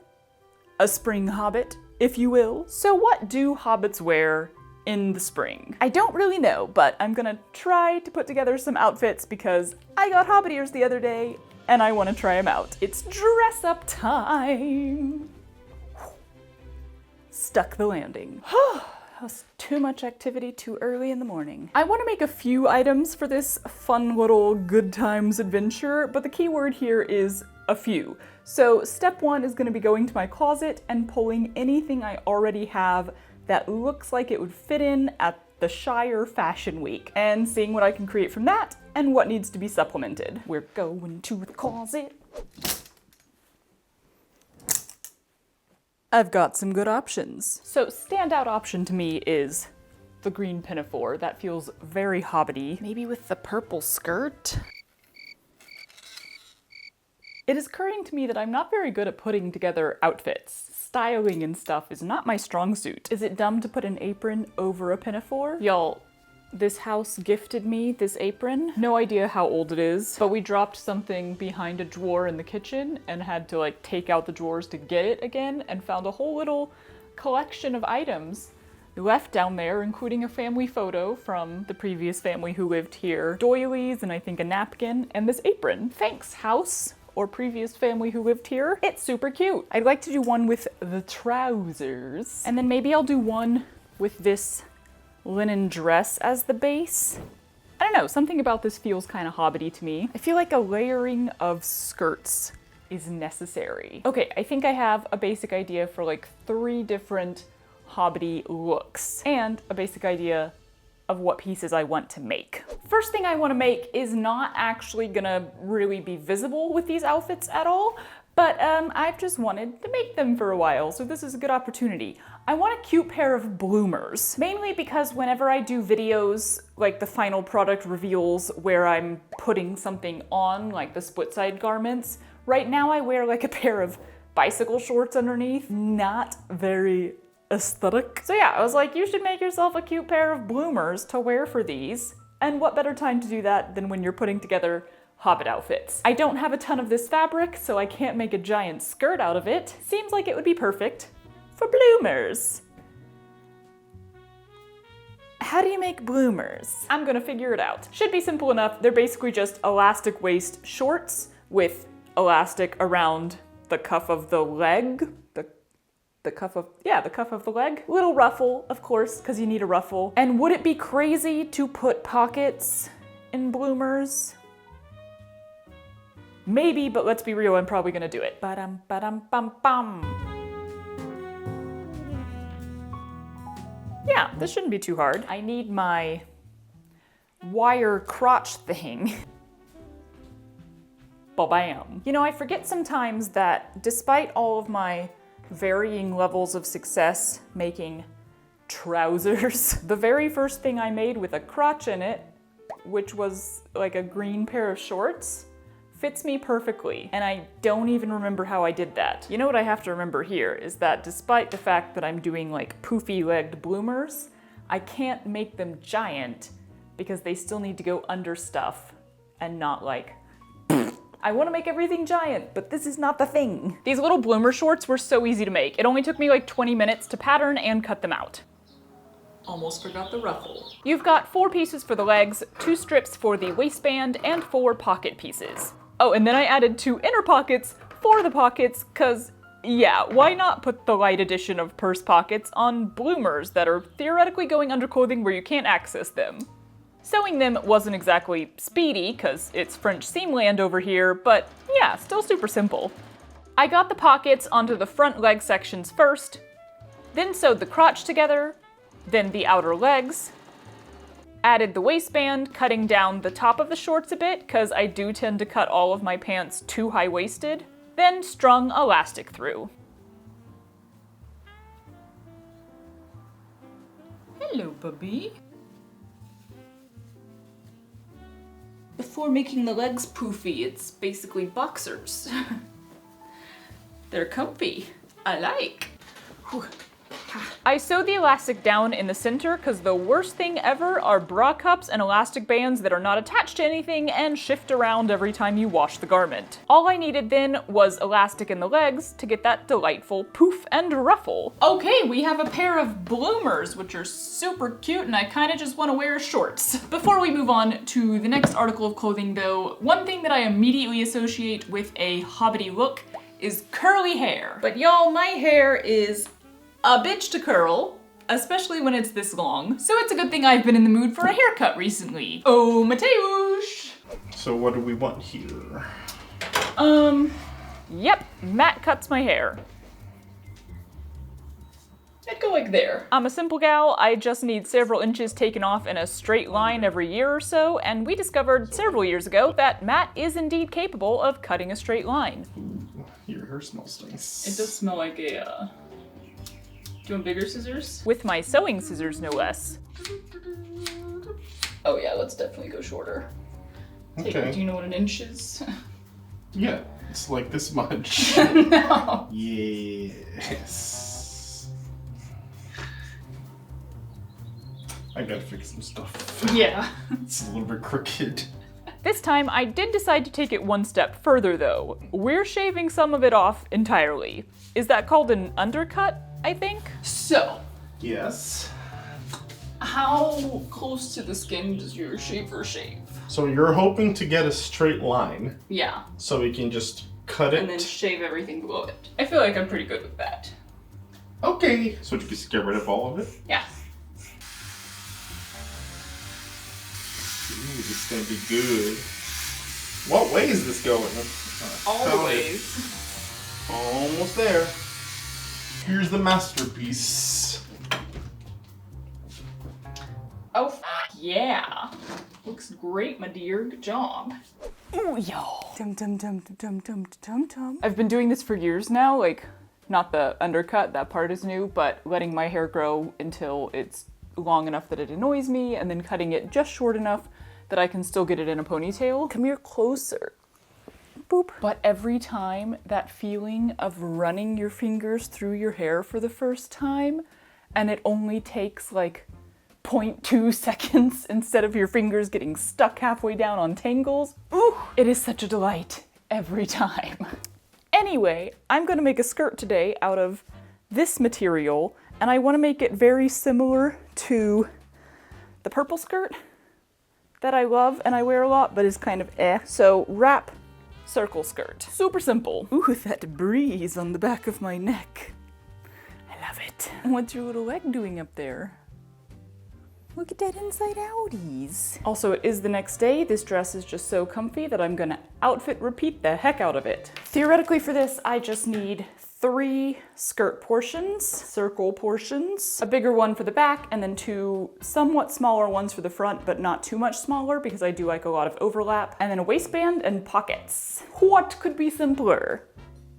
Actually, not much this time. So the undercut is something that I have been wanting to do for so long. My hair is so thick. It doesn't look like it because it's so straight and slippery. But yeah, every time somebody starts doing my hair on set, they're like, oh, wow. One time a girl was literally just trying to put my hair in a ponytail and she couldn't because you have to have really strong fingers to get the ponytail band around that 3rd time. And if you don't do the 3rd time, it just comes down immediately.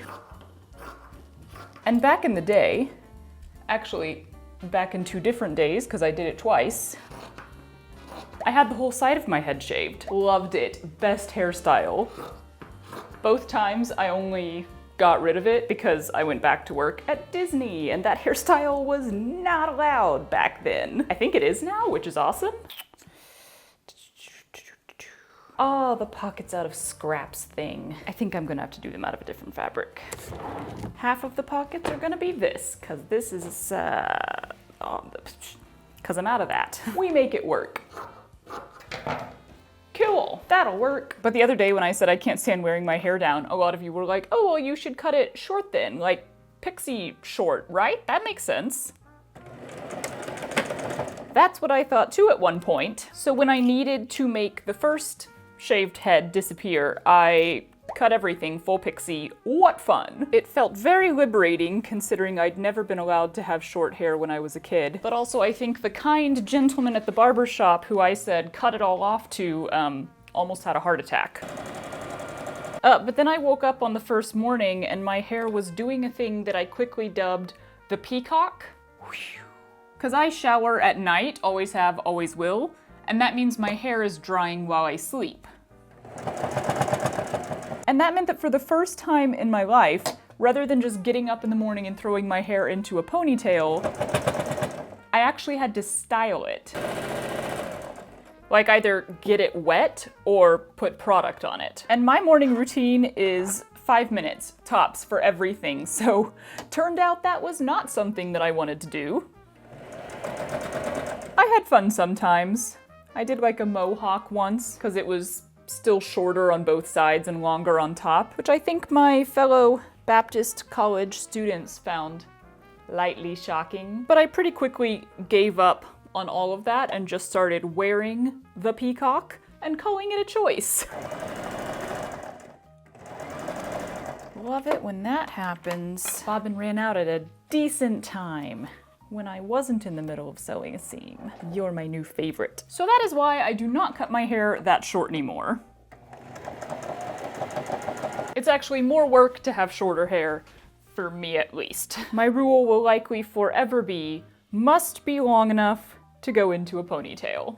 But that is why the undercut is really fun, because I was able to cut my hair a little bit shorter than normal and still get it up there in a ponytail. And now there will not be wispies always falling out of the ponytail in the back and tickling my neck, so thank heavens for that. The only reason I waited so long to do the undercut is because I was really hoping to get on some period background jobs, like historically set shows. And they typically require you to have totally normal hair, because like wigs are too expensive and time consuming for background or blah, blah, blah, blah, blah. Fair enough, actually. But honestly, I do so little background work these days that I finally had to be like, my dear, why are you holding out for this? You might as well just shave your upper neck and let it be. Okay, and the circle wrap skirt is finished. Actually, it's a sneaky, not really a circle wrap skirt because I didn't have enough fabric. So the front two sections are circular, they're quarter circles, and the back section is a slightly curved, lightly gathered panel, making it work. It has pockets though, and that's all that matters. So for my third thing, we must take a journey to the magical trunk of pretty fabric. Oh, I love the rainbow. But can you guess which one I want? Da, da, da, da, da, da. Potatoes! Y'all, I'm fairly certain I saw this fabric at Remainders. That seems correct. And yeah, immediately I was like, that's going with me. Thank you very much. So I'd really like to make like a bodice, corset, stays, rin fair sort of thing out of these potatoes. And after having just said the other day that I didn't want to do stuff that goes over the boobs because that's too hard, I think I'm gonna do that this time. I mean, I made all those corset belts. That was great practice, right? So now I can challenge myself. But yeah, I think I'm gonna do that same thing again. I'm gonna wrap myself, tape myself, draw on the pattern and cut it out. Only Matt is at work this time, so I'm gonna figure out how to do that all by my lonesome. I'm sure it will go perfectly with no problems.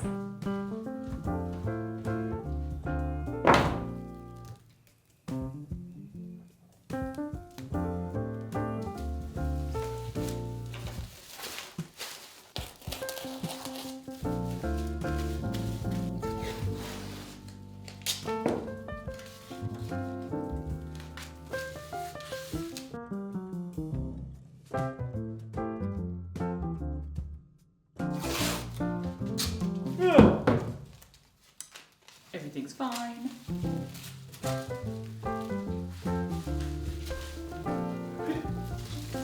Oh yeah! You know what? I think that'll work. Oh, this is gonna be the hard one.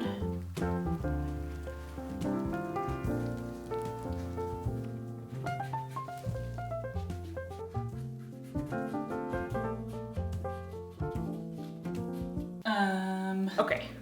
I think I'm gonna have to draw the back on after cutting it off, because there's just like, no way.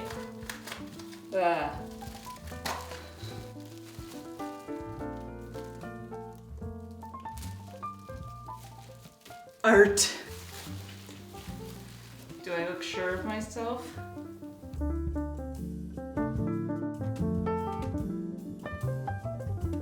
I highly recommend trying this at some point just to learn stuff about your body, because when you do this on yourself, when it's still on, you're just kind of like, is there any shape to this at all? This is just kind of looking like a lump. And then you take it off and it's like, oh, there is shape to that. That's my body shape. Wow. What? This will totally work. Do I want it to lace on both sides? But that needs something. We're just gonna do it. I don't know. All right, before I cut this out, I should probably go find a lining fabric, because I'm not gonna waste this fabric on a lining, and a binding. That's a thing you need. I decided to go with both a front and a back lacing in the end, just because it's more adjustable then, and you don't have to worry so much about precise fitting, which, you know, less precision is always my jam. Okay, that's the potatoes. Plenty left. If this whole thing doesn't work, I could make another one. Let's not have that happen, but I could. Do I have enough of this, is the question. I kind of think maybe no. Actually. In keeping with the spring theme, I found some bright floral stuff for the lining, so maybe I'll try to make this reversible? We'll see. I do. Okay. Just barely. And the leftover brown fabric from my reverse split side skirt will do nicely as the binding, I think, but I'll cut that out later because I don't really know what parts I'm binding yet. Cool. And then I wandered off to make blueberry muffins and do the dishes. So we're back at it the next morning. And yes, I'm still wearing this dress. Just try and get me out of it, I dare you. I added interfacing to the lining side pieces first, which meant playing a bit of interfacing chicken. I won!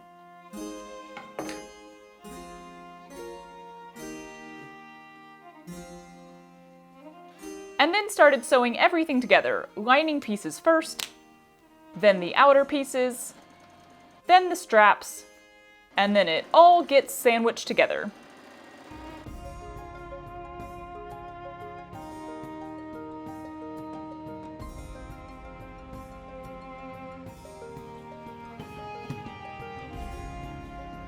After that, I played around with where I wanted the boning to go, then went ahead and added the grommets so I could try it on, lace it up, and check the sizing. Although again, I keep checking the sizing when it's kind of too late to do anything about the sizing, so I don't really know what my thought process is here. Yeah, well.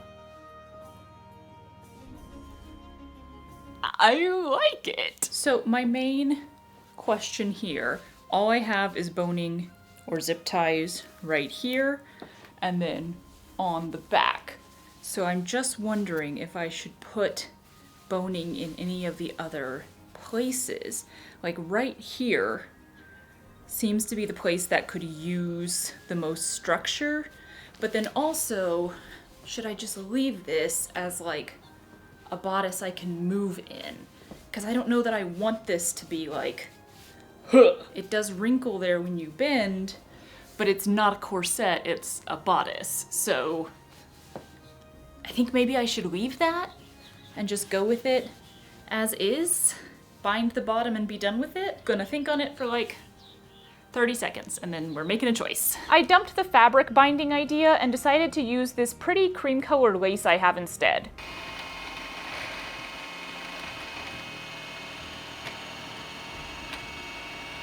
I think it'll be a nice touch on both sides of the bodice, and I could stitch it on really easily with matching thread that blends right in. That's all I need, so I'm gonna go curl my hair and I'll see you in the Shire.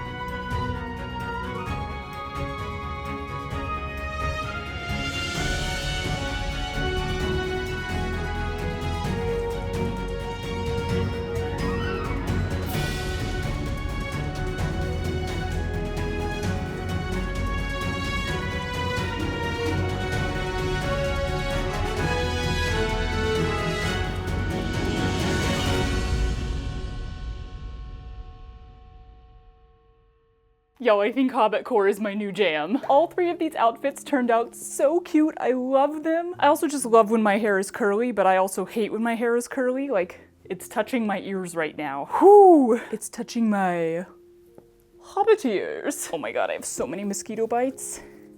So I'm gonna wrap this up pretty fast, cause I need to scratch them or get in the pool so that the chlorine takes the itch away. I don't know if that's a legit thing, but it always seems to work for me. As far as the pieces that I made go, the bloomers, I'm pretty sure I'm just gonna wear them as shorts. They're so cute. I don't know if like baby doll chic is a thing, but it should be, and if it's not, maybe I'm gonna start it. I don't know, I just love this outfit. And then the blue skirt, it's perfect, it's fine, it's lovely, it's light and breezy, great pockets. I made the waistband on it a little bit loose just because I knew I would be layering it over several layers for this. So I think I need to like slightly move the hook just so that it's properly fitting without like 4 layers of fabric underneath. And then the potato corset or bodice or stays or whatever you want to call it. It's adorable, it's perfectly fine, I'm totally happy with it.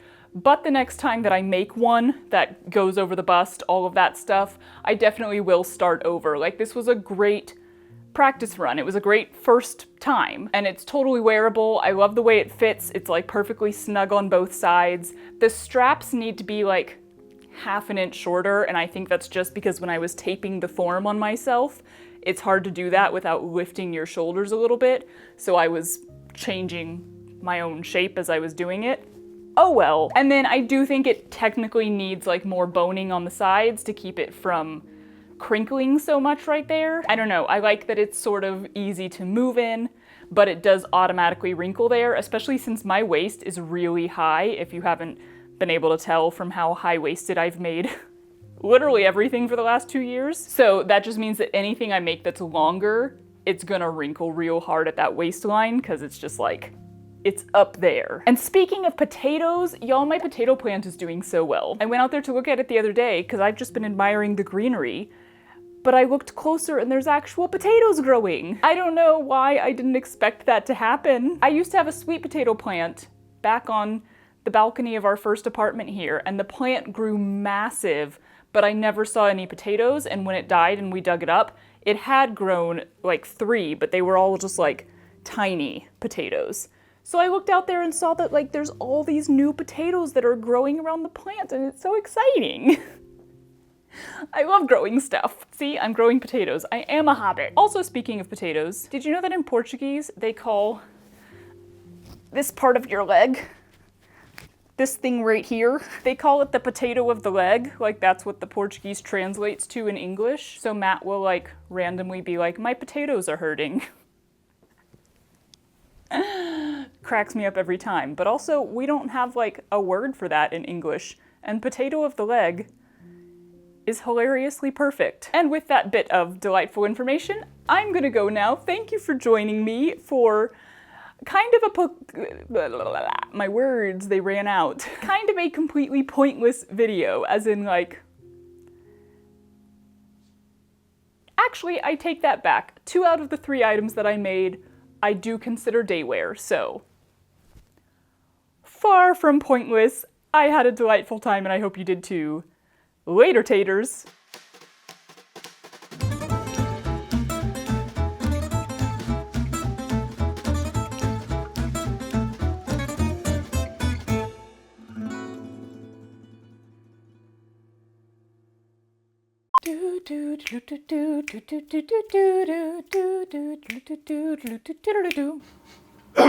This mirror smells weird. It has been a lot of places. My baby. My little baby. Hoo-yah! Yeah? Do you cry at mommy? I'm gonna scoop you up, because you're a little pup. Ew. You sneezed into my mouth. Bum bum bum bum walla walla bing bong. Hold on while I fart. Told ya. Potatoes. Aw, that made me miss the black and gray goddess gown. Although also, I am very pleased that it has been passed on to another owner who looks absolutely stunning in it. Also, that just reminded me that it is about time that I have Matt chop off my hair again. Yeah? Please, hold.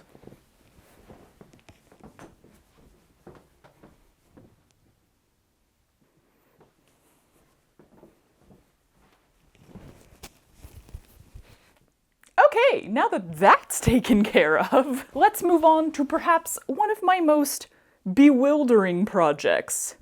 Let me explain. I just got these very wet. I was so excited about this idea. I was so pleased with both the project and the video. And then all of the short form content I made for it went viral, like more viral than anything else I've ever done. And yet, Maybe it's because I couldn't figure out like a good title and thumbnail for the long form version, but it just never really seemed to catch much attention. That be how it be sometimes. In fact, most stuff that goes viral on short form for me tends to like not perform well in long form. It's weird. So let's revisit one of my absolute favorite projects, the bookshelf skirt. I'm not the librarian, I'm the whole freaking library, kids! Inspiration is everywhere. It's online, it's in nature, it's in museums, it's in the crowds of humans surrounding you. And then sometimes inspiration strikes randomly when you are standing in line for a ride at Disney World and your partner, admiring the size of your pinafore pockets, asks, "What if the whole skirt was a pocket?" This make is dedicated to Matt. "Let's go outside," she said. "It'll be fun," she said. "Why is there so much noise?" Now, admittedly, this project has had several months to percolate, ruminate, morph like a loaf of bread consumed by mold. Because at some point I went from thinking, how can I turn a skirt into 1 or 2 giant pockets, to instead thinking, how many pockets can I get into one skirt? And that inevitably eventually led to thoughts of what's going to go in those pockets. I mean, we can't just have pointless pockets, right? We only have 2 hands, so what's going in pockets 3 through 75? 75 seems a bit extreme. Let's not set the bar that high. Being the person I am, I had one prompt answer: books. Ow. Of course, books. So now it is not just an as many pockets as possible in one skirt, it's a bookshelf skirt, theoretically, if this works at all. Because bookshelf, brain said wood, as in you should find a fabric that kind of looks like wood, but also I needed it to be fairly sturdy, I needed quite a lot of it, and I needed it to be at Remainders, because who are we kidding? Of course I'm just gonna go get something at Remainders. Luckily, their constantly changing selection never lets me down. I found this. Why is there so much fur on it? Not exactly straight up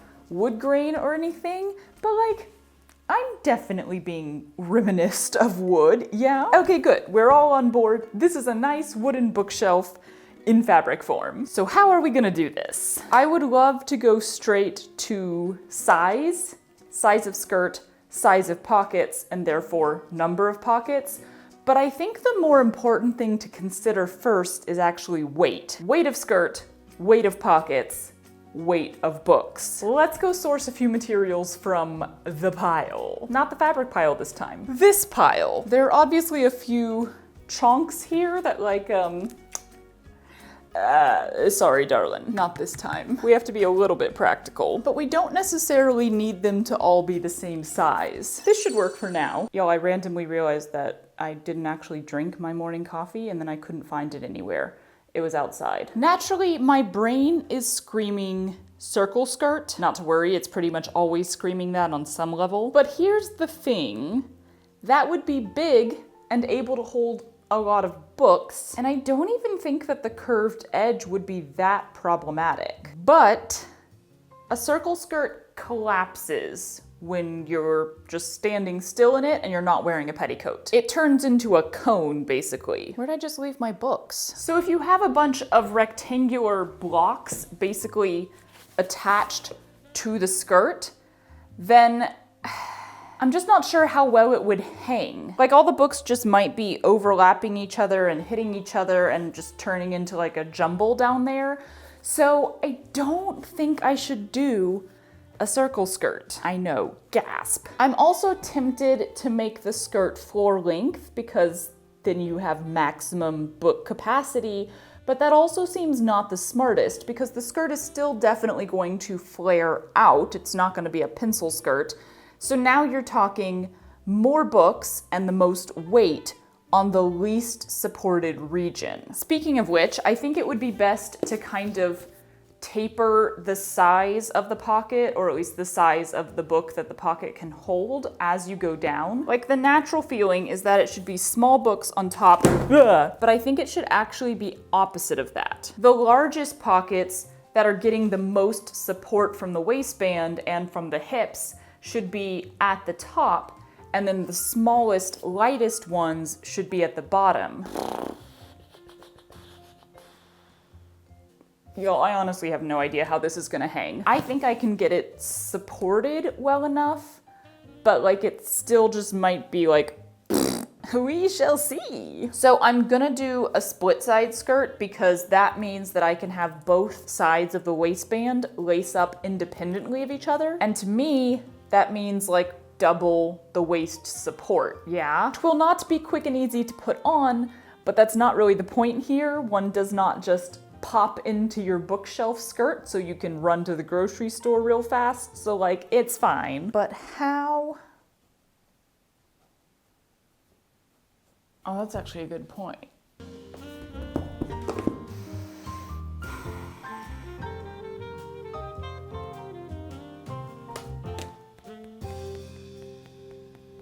Okay, let me take some measurements, draw some stuff, stare into space for a solid half hour, and then we'll come back to this. Well, you'll come back to it. I'll have been here.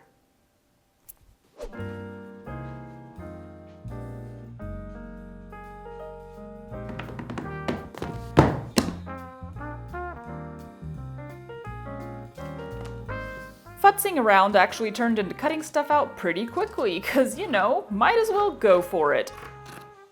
And at first I thought about putting 2 pleats in the top of each skirt panel for more volume. But that didn't seem like it would fall very nicely with the books on top, so I dumped that and went for a simple panel. Okay, this could work. Okay. Time to lose the cape. Then I just had to do some calculations to cut out the 3 bookshelves, so to speak.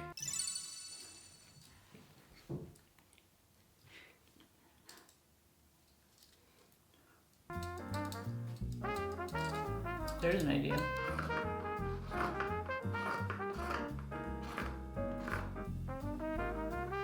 Hello? Where did you go? If you're gonna make marks this tiny, August. Oh, I found you. I found you. Ha-ha.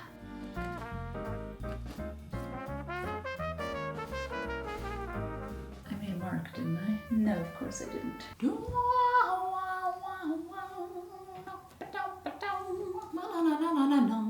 Okay, so one thing that I forgot to take into consideration is the width of books, because I was kind of thinking that the pieces that are forming the pockets on top maybe should be a little longer than the piece underneath so that there is some extension, you know? Does that make sense? But at the same time, I was afraid that if I do that, you'd end up with gaping. Like you almost need the pockets to be as tight as possible because of the weight that's going in them, so that they don't end up just like letting the books fall forward. I don't know which of those is gonna work. But I pinned all around this top pocket how it should be sewn on eventually, and then put 3 various sized books in there. So let's see what happens.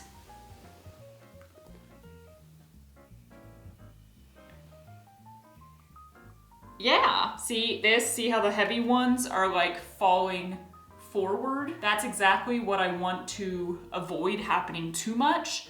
So I think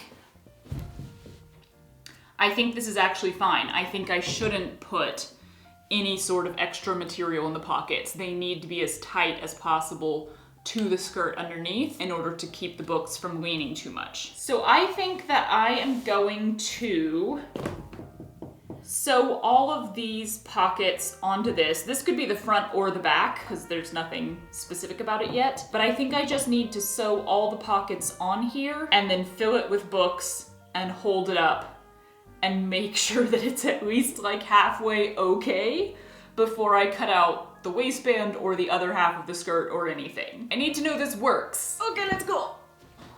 Just a small boy, just a small boy. I love you. Though large and long, these are basically just patch pockets in style, so they're super straightforward to construct.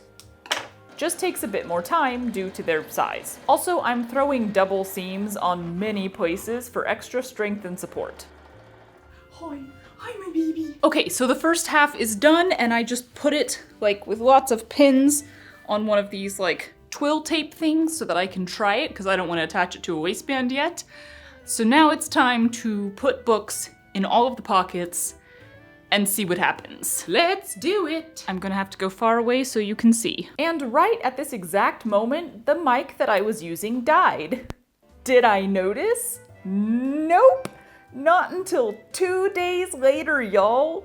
2 days! So that sewing machine is gonna be really nice and quiet for the remainder of this video, and I will just be doing a little bit of lip reading for the moments that I talked to this specific mic, which should be great, because, well, I can't lip read, and I don't really remember what I said most of the time. Here we go! I look pretty dang thrilled with this result, so I probably said something like, wow, it's working! And then I totally missed the puppy running in with his pom-pom here because one of the pins was stabbing me in the side. Decided to try it on, you know, the back, and here I took note of how not bulky over the booty these books are. Grand. Hard to forget this moment. This skirt would look hilarious while twerking if only I knew how to twerk. Or something like that. And thank heavens we're back to the mic that has working batteries for a moment. More bad lip reading to come. Alright, so that worked well enough that I feel comfortable cutting out a second one of exactly this, sewing it all together, and then from there I can decide which of these is the front panel. Do you have a pom-pom? Can I have it? Ready? Pom-pom! What was I saying? This took me several hours to cut out and sew, so that's what I'm gonna be doing for the rest of tonight. Round 2. I think I need an ice cream sandwich first, but then let's do this.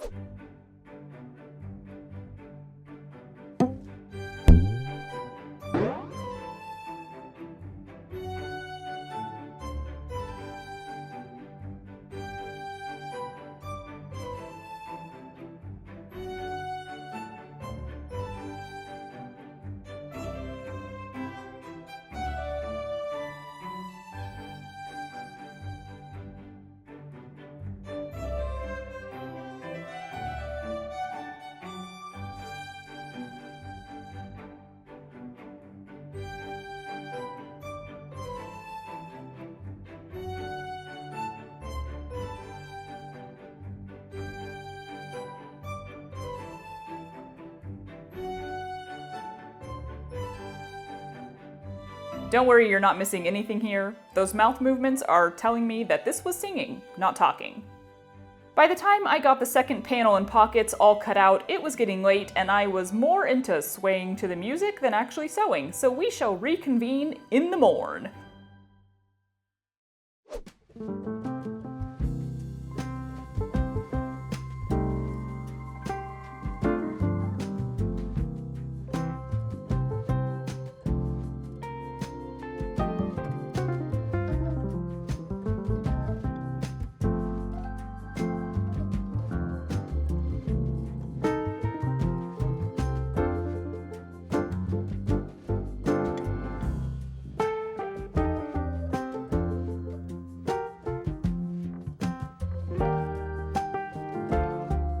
Okay. Done with that is maybe what I said. Or, okay, that took hours. Or possibly, okay, time for more pockets. If anyone watching actually reads lips, feel free to leave your educated guesses below. Y'all, this skirt is gonna be bulky, cause I am not holding back on the side seam pockets. First of all, I figured let's just go ahead and add some to the front half of the skirt with like that sort of pants style pocket opening. And that'll be on top of the more usual side seam pockets that I attach to the back half of any split side skirt. And then there's the purse pockets, pockets inside of the pockets. This is a great opportunity to use up the scraps of fabric and just do whatever the heck you want. So I managed to get 3 extra pockets into each of the side seam pockets. And then I threw a few inner pockets on the front pockets too. I have now said pockets way too many times, and we still have a ways to go on this project, so buckle in for way too many more.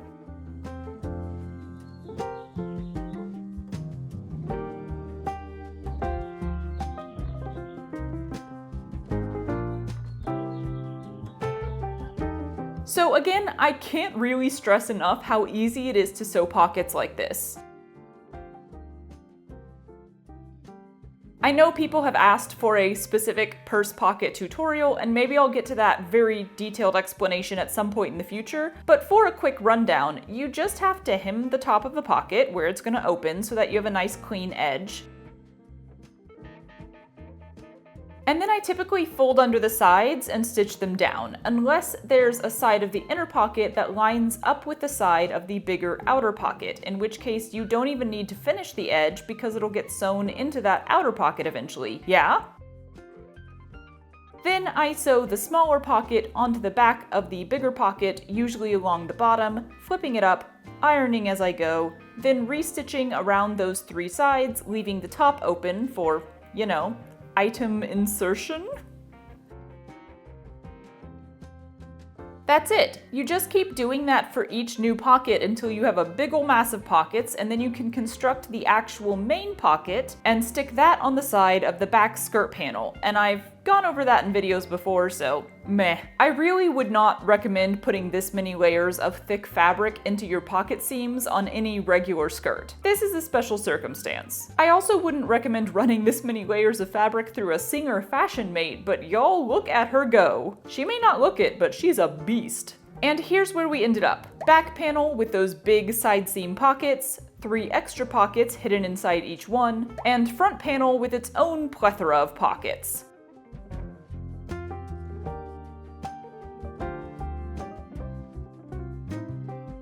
Time to source some more books from the pile.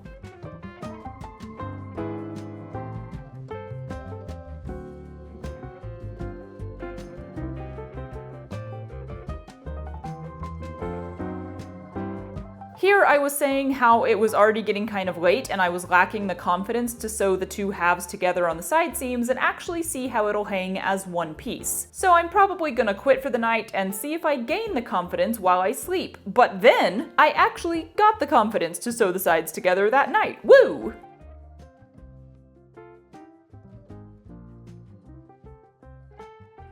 Was a lot of bulk in the machine, and of course this was the moment when I ran out of thread, always a joy. But I got it attached and then pinned both sides to some twill tape for another test. Flailing my hands blindly behind my back in the presence of so many pins? What daring.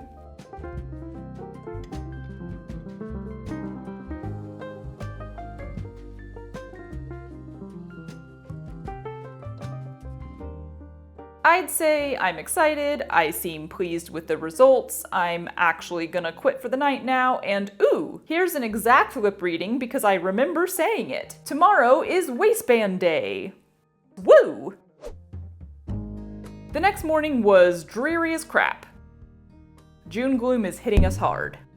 Why is it so dark? That was a lip reading. A throat reading? I was talking to Matt about who knows what here, so ignore that. Also, I'm definitely talking with my mouth full anyway. Ew. I just can't not put footage in when the puppy is jumping this high. He is very passionate about the noms. Anyway, we persevered despite the desperate desire to curl up on the couch and do absolutely nothing all day. I started with the back half of the waistband that will lace in the front and be covered by the other half, because well, that seemed easier. Feels a little bit pointless to add interfacing to such a thick fabric, but I did it anyway. I'm gonna need all the help I can get here.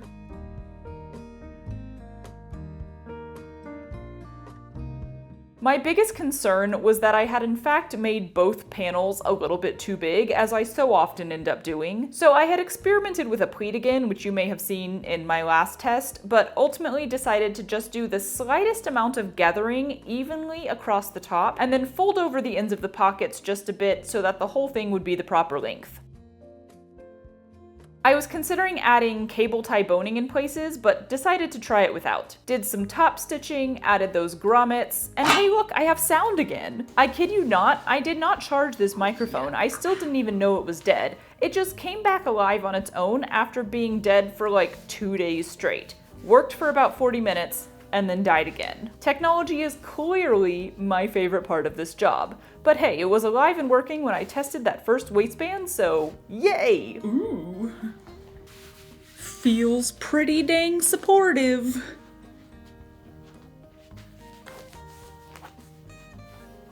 Let's do a quick test.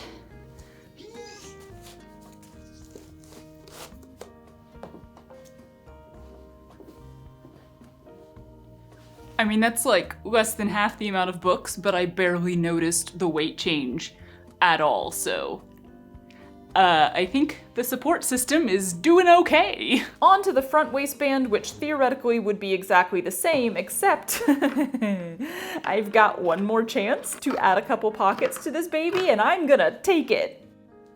I figured I could put 2 little welt pockets on the waistband itself, like little coin purses or something. I don't know, any tiny thing could go in there. Oh, there goes the mic again. Good thing we're just about done. Let's just get a few more grommets in there, and then hey, guess what? I finally noticed that the mic is dead. Y'all, this turned out so much better than I thought it would. I genuinely thought I would have to add wire or something to the hem, and no, like it's standing up, it's supporting weight. It's doing what I thought it would do. Ooh, little sneak peek in the mirror. But let's go take a look. Yeah? Yeah! Yay!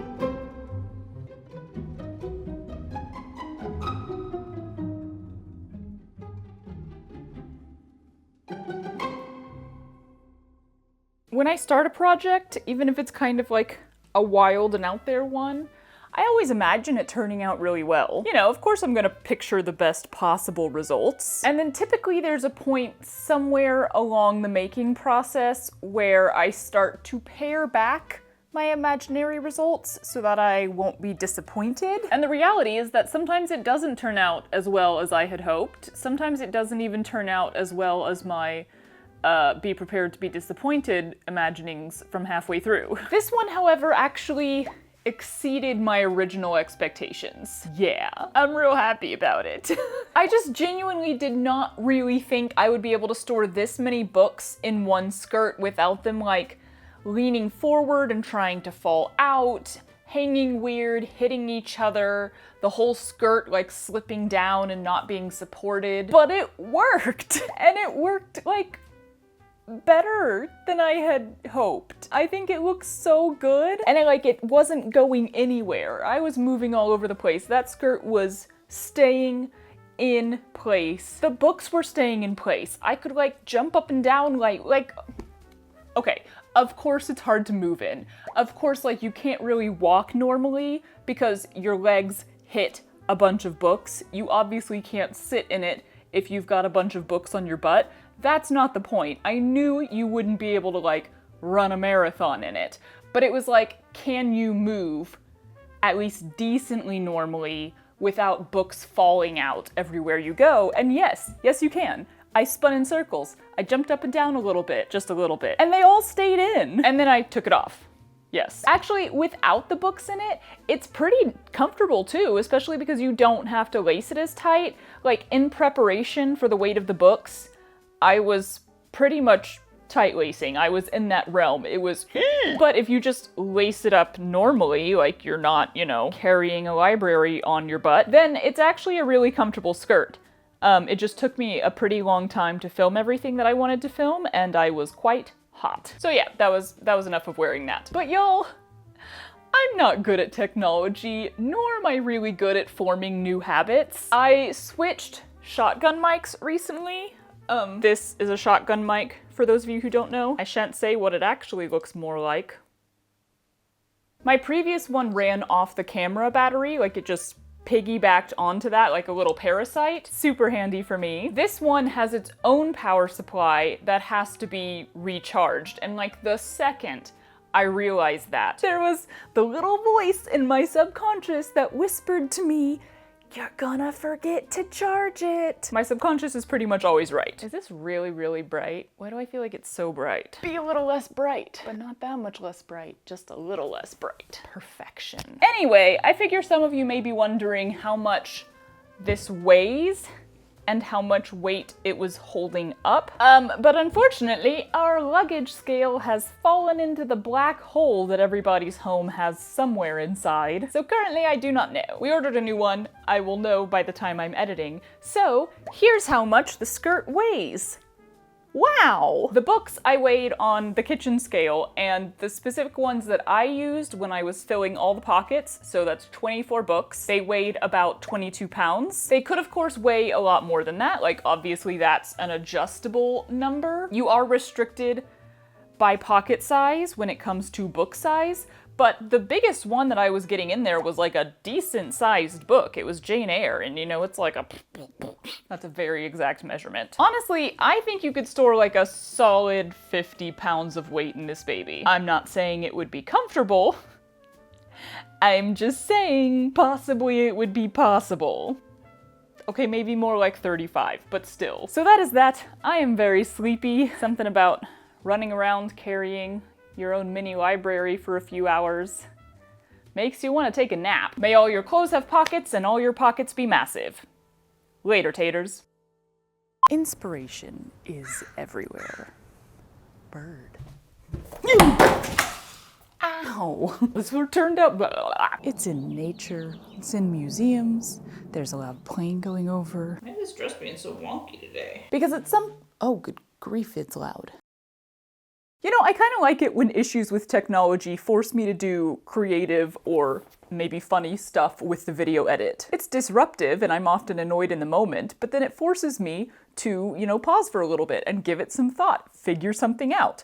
It requires creativity, and I like things that require creativity. Am I saying this because I very recently once again forgot to charge that exact same mic and filmed for a long time in complete silence?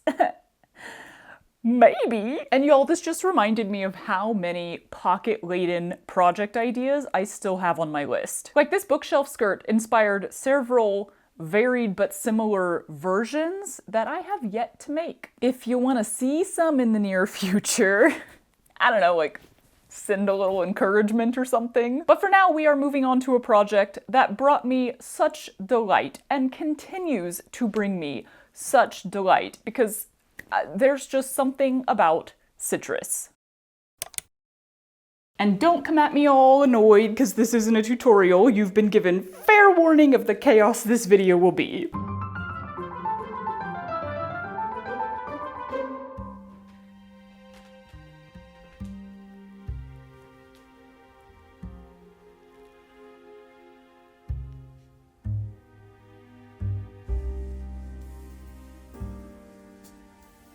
Okay, here's the deal. I am in recovery mode after the delightfully successful break in my routine that was my England trip. You know how it goes. You change up your routine, you do something different, and then when you come back, all of the things that you would have been doing are still there, and you still have to do them. Oh, squishy scratchies. I could take a week off of posting, but I don't really want to. I like hanging out with you. Also, I have a solid list of like small projects, things that I want to get done, things that I want to try, but they don't really seem big enough to take up an entire video. So we are going to finally knock one of those projects off the list, hang, chill, chat, also go on a ton of side quests. Cause like, what better time to accomplish all of these tiny little things that'll probably only take me 5 minutes, yeah? Great, let's do it. Citrus slice pillows. I can no longer remember why this idea came into my head. Did I see some somewhere, or did I just like look at a slice of lemon and think, oh my god, that could be a pillow? No clue anymore, but they've been on the list long enough that I have managed to actually slowly source the necessary materials. I don't even have a room in this house where citrus pillows would logically blend in, mostly because I've only renovated this one room. But still, I'm committed. I want them. We're doing it. Supplies. I have yellow, green, and orange fabric. Lemon, lime, orange.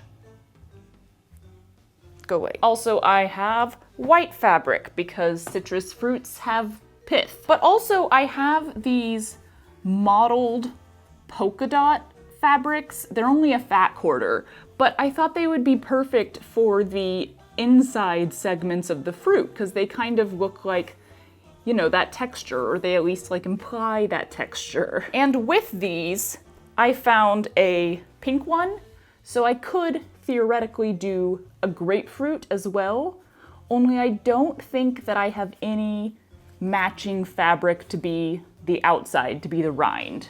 That almost seems too pink for a grapefruit. I don't know, let's go check actually. Ooh! For comparison. I mean, that is a really specific color. Kind of more orange than pink. That's the closest fabric I have to it. That's actually a really good match. But I don't know if you put those two together that your brain would necessarily go, grapefruit. Also, that's probably not enough. I'll keep it on the back burner. Or in the fruit drawer. Jokes. I had been looking for circular or like disc shaped, I guess, like pre-made pillow forms for ages. That makes it sound like I've been actively looking. No, it's more like every time that I went to Joann in the last 6 months, I would go dig through their pillow form section and then be surprised that their content hadn't changed. Yeah, I didn't find any, I didn't want to order any, and so I was like, it's fine, I'll just stuff them, I have stuffing. Then, on my last trip to Joann, I had the forethought to walk around to the other side from the pillow forms, which is their foam section. And I saw these. At first I was thinking these are too thin, they're too sharp angled, and then I remembered what the actual real life thing that I'm trying to replicate looks like. These are exactly right. This is a lemon slice shape blown up. So yeah, I have 4 if I want to try out the grapefruit. Yeah. There are 2 ways to do this logically in my brain.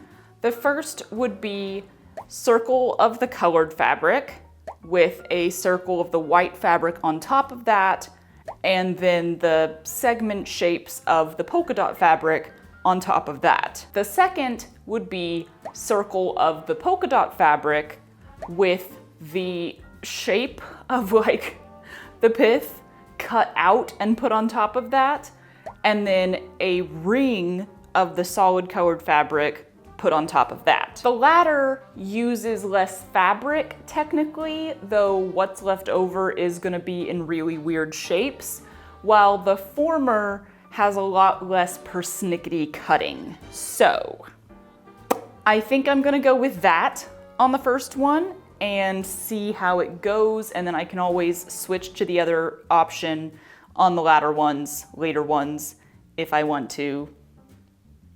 Yeah, but assuming I have enough fabric, it's just that on either side and then a long rectangle to go all the way around the side, the edge, and that's it. Citrus slice pillow seems simple enough. Before I even start cutting out though, let's side quest.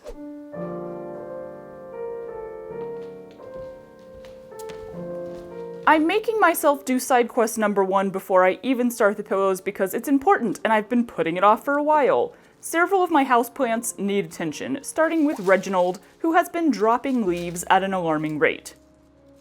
His soil is still damp despite not being watered for weeks, so I'm gonna repot him with some new drier soil and better drainage in the bottom, and while I'm at it, throw a stake in there, because he's a little wobbly. Chester is honestly doing okay, but he's been leaning more and more forward throughout his life, and I really want to stake him as well, keep him a bit more upright. Then there's Fitzwilliam, who is absolutely thriving.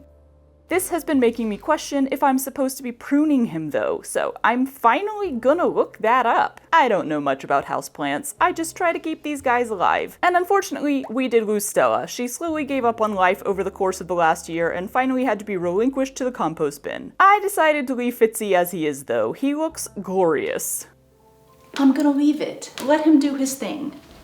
Finally, Edith's 4 children and the unnamed bird of paradise, it's new, I'll take name suggestions, are both in the sunniest place in the house, and therefore, I've realized they need more water than the rest. Okay, let's actually do the thing now. I'm gonna start with the orange because if there's one that gets totally messed up and doesn't look as good, I'm okay with it being the orange. I want the lemon and the lime ones to look nice. I should iron this. Like legit, I should iron this because this is gonna require some pretty precise cutting.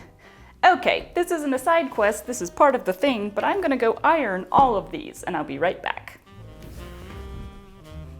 Ironing in the summer, so unpleasant. Here's how I did this. I laid the foam on top of the fabric and gave myself a generous inch seam allowance all the way around since I have plenty of the orange, then cut out both circles at the same time. I then proceeded to measure the circumference of these circles so professionally, because this is for some reason easier than doing a quick math calculation. The strip around the edge is longer than my fabric, so I'll have to do it in 2 pieces, and again, I gave myself very generous seam allowances in all directions. For the white circle inside, I folded the fabric and used the radius to mark out a half circle. Cut that out, checked it was all good, and then cut out a second one to match. Then for the segments. That's not much to work with. I think I need a pattern piece. How many segments? 6? Should I do this in Photoshop? Potentially I could do it in Photoshop a lot faster. Let's try that. I ended up going with 8 segments. It seemed to fit better, and printed one out in, theoretically, the proper size. But could 16 segments fit on one fat quarter? It wasn't looking good. Seemed like I could get 14, a number so irritatingly close that I immediately determined to best this fat quarter, even if it meant drawing every single segment on one at a time. I'm nothing if not highly competitive against inanimate objects. I won. Yeah! Room to spare.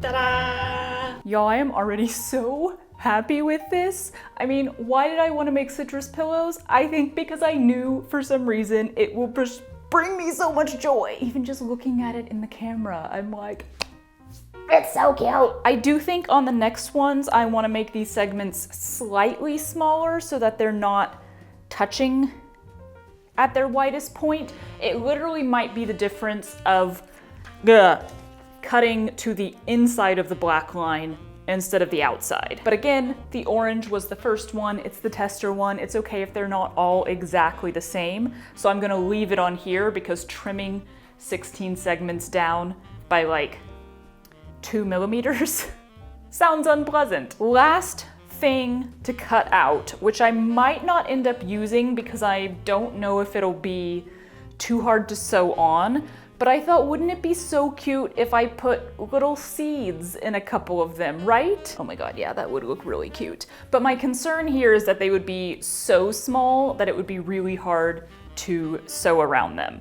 So I'll cut out a few and I will test it on the orange and we'll see how that goes. I guess just maybe like a teardrop shape, kinda. Just gonna totally freehand it. Oh, well, that's not exactly good. Yeah, it's just so small. I'm like, is that gonna not read once I sew around it? I don't know, something like that? Does it make it look more like an orange or does it look weird? Luckily, I have time to think about it. Let's go sew it together. Just kidding, no. It's time for another side quest.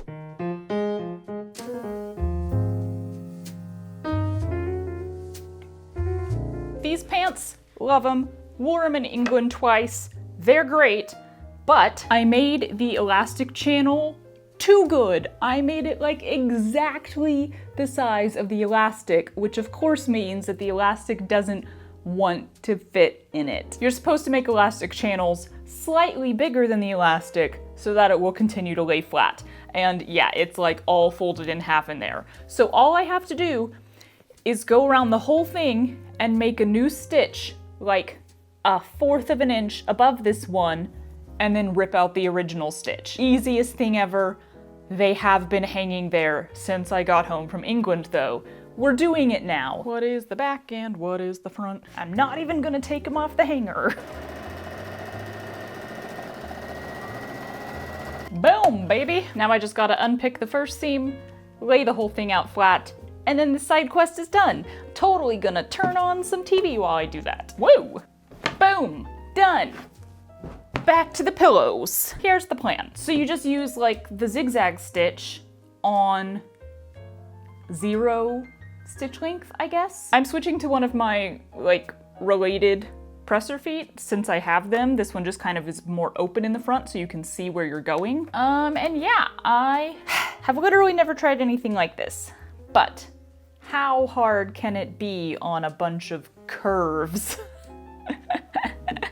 We're about to find out. This is a thing that a lot of people do a lot, and I'm sure I will get much advice on how I could be doing it better. But that's okay. You don't have to be doing something the best way possible to enjoy doing it. We're doing a zigzag. We're doing, ooh. I should test this on not the actual thing, shouldn't I? I really should. Okay, let's get some scraps. Scraps. Okay, ooh. There was a presser foot that I was all like, why would you need this? That had a gap on the back so that a zigzag stitch that's thick would pass under it without getting stuck. Where's that presser foot? Let's do a 5. Should I lighten the tension? I think I'm okay with this. Right as I was about to start sewing on the real piece, I remembered that interfacing is a thing, an especially great thing for doing applique on thin cotton. Sometimes I do remember helpful things. And then I told myself I'd go slow and be careful, and of course, promptly did not do that, which meant that there was unpicking to do before I'd even finished one layer. But check out that ASMR. Round 2 was better. I still went just as fast, but the puckering wasn't as bad, so huzzah. Okay.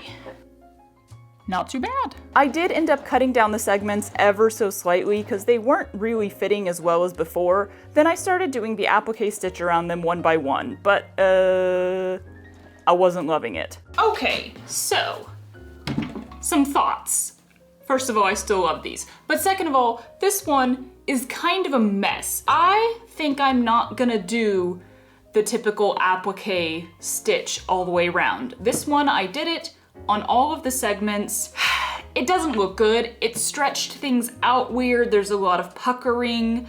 The zigzag stitch is not always perfectly full, and then in the places where I went over so that it wouldn't unravel, like you can see that it's like that. And the thing is, I was doing just a straight stitch around each segment to hold it down first, and then when I looked at that, I was like, I kind of like that better. The orange was practice for a reason. I'm gonna let it be funky on one side, but I'm pretty sure, not I'm pretty sure, I am sure, I've made this decision. I'm gonna leave the second side like this, without adding any of the zigzag sort of more applique stitch. And then the next two, I'm gonna do the same thing. I'm just gonna straight stitch it. I just think it looks better in itself, and it makes the entire piece look better because it doesn't stretch things out and like mess things up as much. So that's the plan.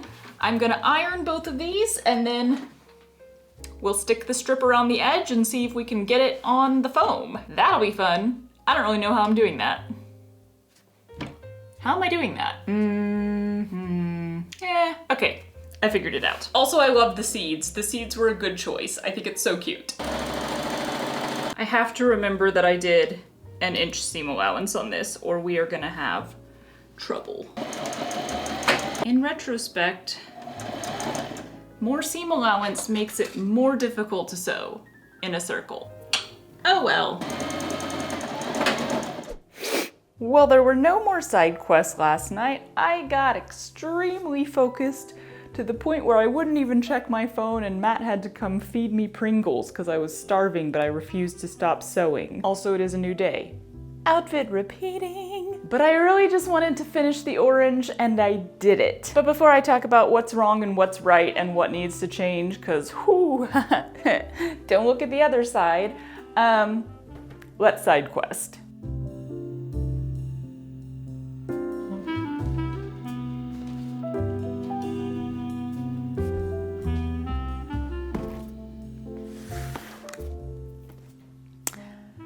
So, my favorite nursery that I go to has several of these glass hot air balloons. And of course I really wanted one, so I finally got myself one. That was like 3 months ago. Here's the thing. I took it out of the car, and as I was moving it, I, wiggled it a little bit, and the noise that came from inside is the noise of brokenness. And I so very badly didn't want to open this and find out it's broken that I stuck it on the dresser and didn't touch it for 3 months. I gotta just open it and find out. It's gotta be done. Those among you who do not have weird brains are like, why would you just not open it immediately, find out if it's broken, and then return it? Yeah. I hate returning things. I pretty much never, ever return things. For some reason, the effort it requires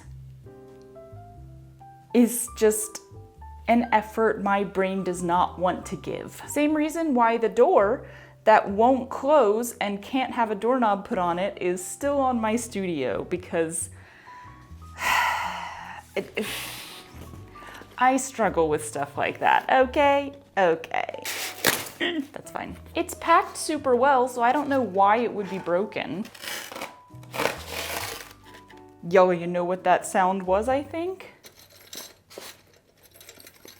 I think it was the chain that holds it. Well, yay! 3 months later, I finally have my hot air balloon that's been sitting there, unbroken. Y'all. Oh my god, it's precious and it's perfectly fine. Whoo!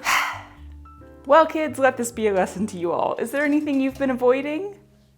How about you go do it when this video's over? I do have to figure out how to hang this, but that's fine. The ball has started rolling, so now I won't have that much trouble, I don't know, kicking it all the way down the hill? I don't know where that metaphor was going. So, sorry, there's pins on that side. It doesn't look bad on this side. I should have cut this on the bias. While I was cutting it out, something in my brain was like, you do realize you're sewing a straight rectangle onto a circle. You should be cutting it on the bias. And then I decided to ignore my brain in that moment. My brain was right. It was very hard to sew these two sides together with the strip in the center, even harder to iron it. So the back side looks pretty wonky, which is why it's now the back. But that's okay, because I knew the orange was gonna be the practice run, and it still looks fine to me on this side. I had extra length in my side strip here, and I fitted it to the circle. I should have fitted it to the styrofoam, to this piece here. And then if it was the perfect size to go around this, then when I went to sew it onto the circle, it would have made the circle the perfect size, yeah? Instead, I think it was too big, so I ended up with a lot of wrinkling. I have learned things. We're gonna make The lemon next. Limes are my favorite, so I'm leaving lime till last. Oh, another thing I forgot to mention is that giving myself the massive seam allowances was not actually helpful. It just made it harder to sew, and then I had to cut it off in the end. So we're going back to 1/4 inch seam allowances. Save fabric. Okay, no, never mind. We're doing 1/2 inch. 1/4 inch makes me scared. It's not enough. Ooh, since I'm doing this on the bias, I can also do it as one piece because, you know, more space on the diagonal. Also, why didn't I think to measure the circumference like this? I'm not always smart on the first try, y'all. 50 inches, exactly. It's okay to not be smart on the first try. That's why we do second tries and third tries. You've got more troubles than minutes in the year.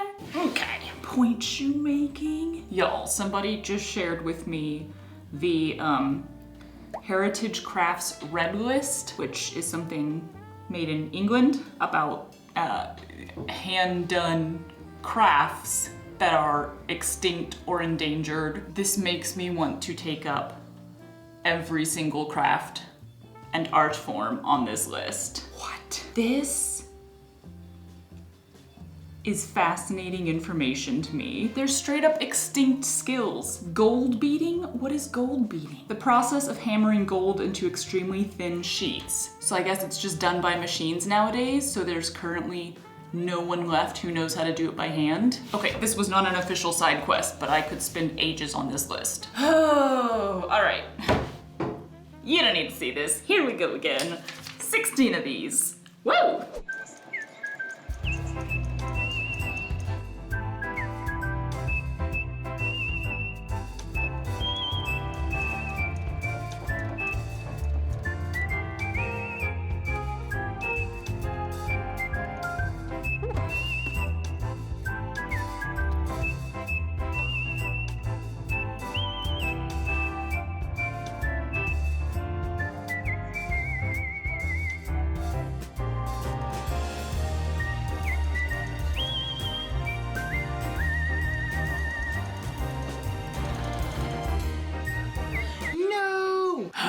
I literally ran out of thread, bobbin thread, 2 stitches in and only just now realized. Why? Oh my God. Pay attention, kids. Good grief.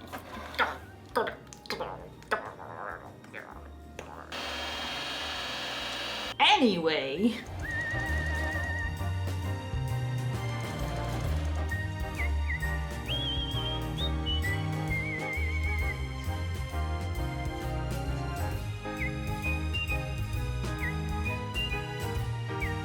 Y'all. First of all, world's better, on the bias, every time. Second of all, this would also make an adorable purse, would it not? I did not leave myself a very big hole this time, so I need a second hand. Do I? Let's try.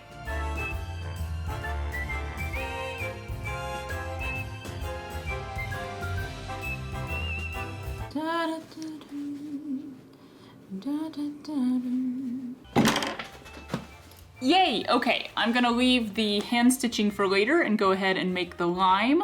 But first, side quest time! Let's go.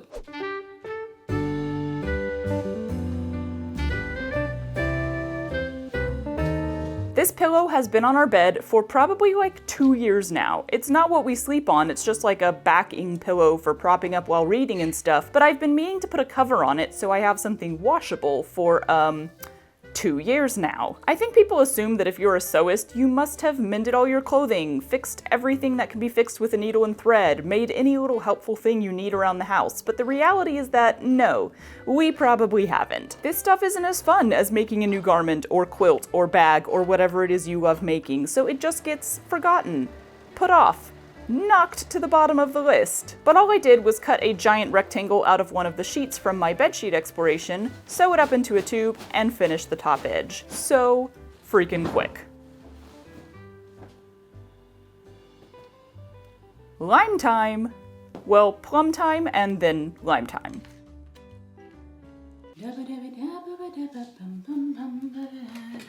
I'm gonna leave the grapefruit because there's not enough of that outer fabric, but if I find the perfect material in the future, I might whip it up and finish the collection. For now, it's just more of the same. Cut out all the pieces, stitch up the two sides, put them together, stuff it. But I only have this color. I don't have a good color for this, or the piece that I do have is not big enough. All right, I made a very small hole, so I did this on... Dangerous. Let's not make a mess. Taco it, and then it has to go in this way and then flatten out. Okay, I think you've done enough. Let me finish it before you ruin it. Are you so excited? And again, I'll do the little bit of hand sewing tonight on the couch while watching TV. There will be hors d'oeuvres.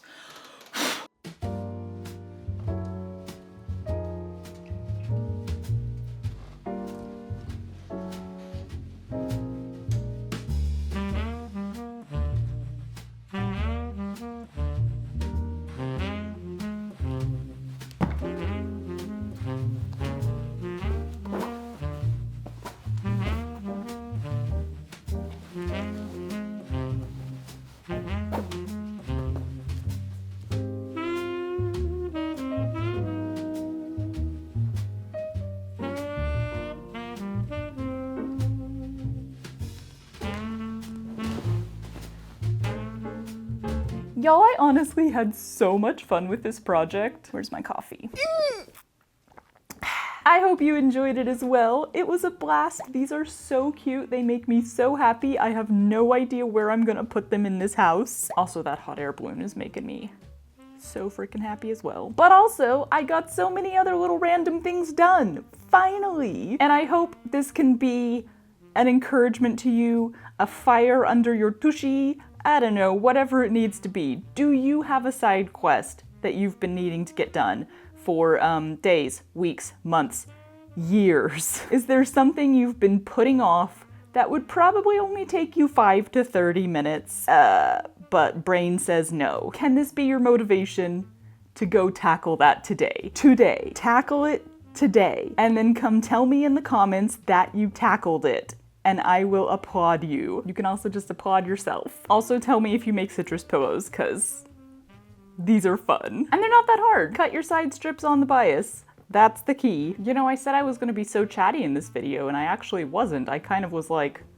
getting stuff done mode. But the chatty that I did in chat is that when I got back from England, I had 4 videos to edit, including those 2 travel ones, which are always a lot harder for me to edit. I love the way they turned out, and thank you so much for like so many kind words on them. You guys really seem to love them too, which I appreciate. Travel vlogs usually do not do very well, but everyone just left such kind words on that one. You're making me want to do more. But yeah, they're harder to edit because they are almost entirely shot on my phone, which means you end up with just like hundreds of little short videos that you have to put together. It's kind of overwhelming. And then I also had like 2 sponsorships that I had to think about. So there was just like a lot of, you have to get this done at a specific time. And I got all of that done and then realized that I have this open week. But I always have more time than I think I have. Like, I know how fast I work. I know how much I can get done. And I assign myself the amount of work that I can get done, and then panic about it a little bit because I decide I can't trust myself, when honestly I'm usually correct. There's a lot of me against me in my life. That's what happens when you're your own boss. So all that to say, I've gotten through the initial like whoo of getting back from a break, and I'm really glad that I took the time to do a small project that brought me so much joy, and some other small projects, and make a video. So, all of that to say, I had fun, I hope you had fun. Thanks for being here. See you next week. Waiting on the AC. Oh, thank you. Yay. Okay, we're doing great.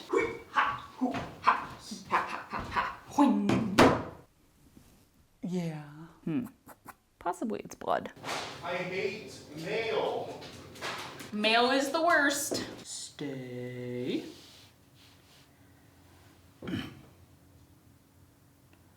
Gotta use your tum-tum for something. Shh, don't tell, but the actual first side quest is just me going poop. I still highly recommend side questing when you've got a lot of little things you need to get done, or even just a couple little things that you've been putting off for ages. You gotta make it into a thing, put some sort of game or stakes or just accountability alongside it to finally encourage you to just do the silly little thing that you have been avoiding for so long. There's hair in my mouth. And speaking of silly little things, my last selection for this compilation is perhaps the silliest little thing I've ever made. But as with so many silly little things, it sparks a whole lot of joy, so I thought it was time for a second visit. What happens if I flip the brim? Oh my god, now it's one of those 90s hats! I'm surprised those haven't come back in style. All the 90s stuff is back. I'm sure that I've seen a rag rug of some sort before, but I had never really taken note of what it was until I started following Swanson's, which is the fabric thrift store in, I want to say Massachusetts, I'm pretty sure. Catherine, who runs that store, does braid-in rag rugs and teaches classes and stuff on it and everything. And the idea just sort of percolated in the back of my head because I don't need a rug.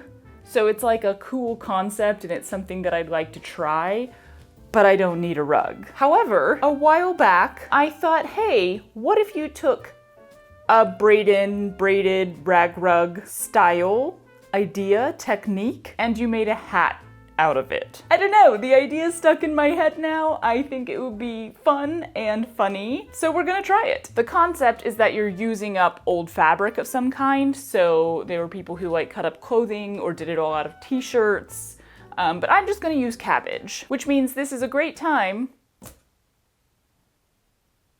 He's not really in the shot. Which means this is a really great time to go through the whale. We're gonna have to get rid of his cute little tongue. That was completely coincidental, but it's so adorable. So I like to keep all of my cabbage separated out by size, basically big, medium, and small, but I'm also kind of lazy in the moment, and I don't really like immediately having to separate everything when I finish a project, so the whale is where it all gets dumped. Oh, look! Matchy matchy! And then once the whale is full, I can go through, separate everything into its proper places, and go back to dumping stuff in him. By the way, I asked for names for him a while back and then never told you guys what I chose. That's because you guys gave me way too many good ones. I chose a name for Cantaloupe, I chose a name for all my plants, but there were too many good ones. I could not choose my favorite, so that is why he remains nameless for me. For you, you can call him whatever amazing name you came up with. So for starters, I'm gonna separate everything into knit or stretch materials and then woven, like cotton kind of stuff. It doesn't have to be cotton, but stuff that you could like patchwork with pretty easily. And then the third category is woven, but like specialty stuff that is slippery, shiny, sheer, etc. Hello.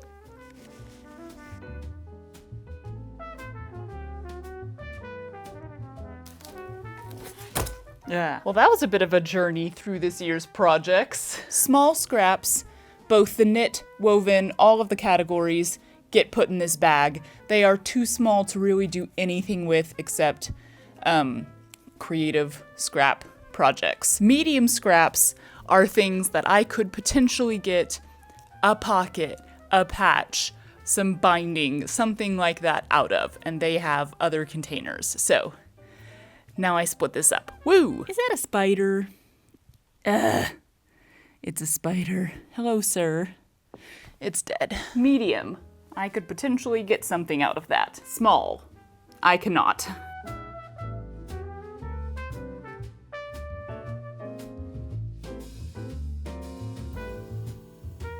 So then medium stretch scraps go in here. Medium specialty woven goes in here. Stay in there. The small scrap bag goes back in here. And the medium woven patchworky style stuff goes in here, separated by color. And the whale can go back in his spot, ready to be used again. So the scraps I'm gonna be using for now are the specialty woven ones, which is great because they're the hardest ones for me to figure out how to use. Let me grab my coffee and let's head out to the dining table slash cutting table. It's really much more of a cutting table than a dining table. We rarely eat there. Okay, so the first method I want to try, I wouldn't necessarily call the easiest because from what I saw, all of these are pretty easy things to do. Like, it looks like a very nice, simple craft. I'd call it like the most basic because it's just your regular 3-strand braid. You make it however long you need to make it, and then you sew the braid together. I'm gonna start with this because it feels like having one thin, long braid that I'm personally sewing together would allow me to actually craft the shape of a hat. But basically for all of these things, whether you're using woven or stretch material, no matter what braiding style you're doing, you just kind of cut out matching strips. I'm gonna do 1-inch strips because I want this to be a pretty small, tight braid, but some people were doing 2-inch, possibly even 3-inch for bigger rugs. And then you literally just braid it. You're kind of turning the edges inside as you go so that you're hopefully not gonna have any fraying or anything. But like, that's it, you just braid. Oh Lord, there's a lot of stuff in here. Hey look, there's some random embroidery. I don't really want black, although I have enough black and white in here that I think I could do an entire thing out of black and white, which would be kind of cool, but you know we're gonna go with color. I can't help it. All right, so that's all the like fun colors. I'm just gonna start laying stuff out and then cutting as long of a strip as possible, 1 inch wide. 1 inch? Should I do 2 inches? 1 inch is pretty small. But see, that's a little over 2 inches. And that's too much. No, I should do 1 inch. Again, I'm going for a small braid here. And I'm using all of these very light woven fabrics specifically because I'm trying to make a hat. So a lot of these rugs are made with stretch materials, with knit materials, which is great for a nice, heavy, solid rug. But I think that would weigh so much, even just in small hat form. It would probably be very heavy and very floppy. Even with the woven stuff, I think I might have to wire the rim of the hat, which is fine. I have wire, we can do that. But yeah, it seemed wisest to start with the lightest possible fabrics so that this hat can actually sit on someone's head, my head, without crushing their skull. Let's cut a bunch of stuff. Woo! This is where having a rotary cutter would be very helpful. And everyone in the comments is gonna absolutely freak out that I'm sitting here cutting strips of fabric with regular scissors. As usual, I will say, it's okay. You don't need to freak out on my behalf. I'm okay using scissors. Also, I love a project like this because you don't have to be that picky. It's okay if your strips aren't perfectly straight. It's okay if sometimes they're 1.25 inches wide. It doesn't matter. Okay, there we go. Now we just do that a lot more.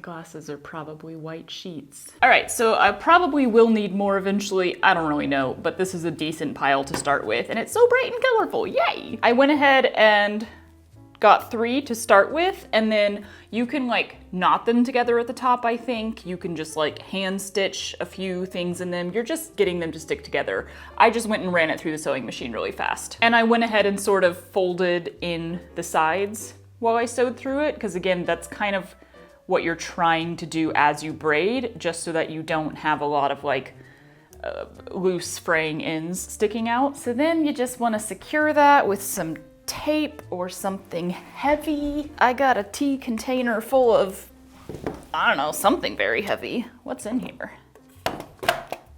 Money! I got a jar full of change and stamps. I guess it's there for emergencies, you know, if you need $6 in pennies and nickels or something to hold your stuff down. Oh, well, that's just gonna block the view. You should come around this side anyway. Yeah, and then you just braid like a normal 3-strand braid. The beginning is a little weird.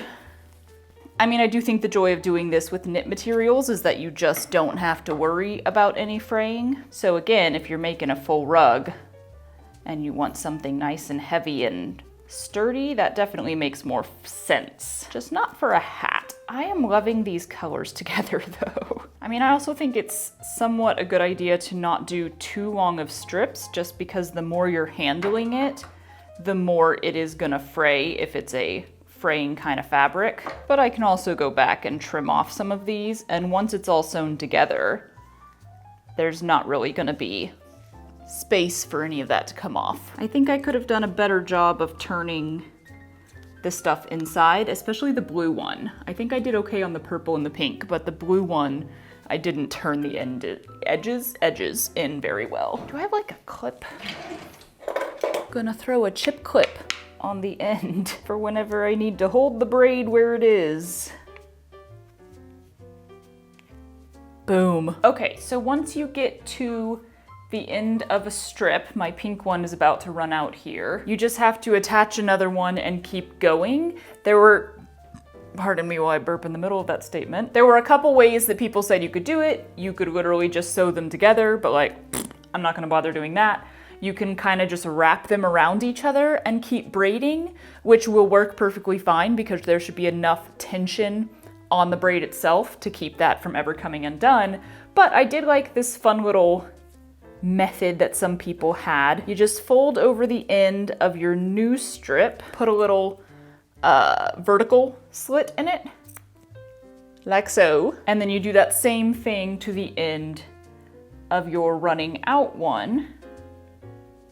The piece that's running out goes through the hole of the new piece.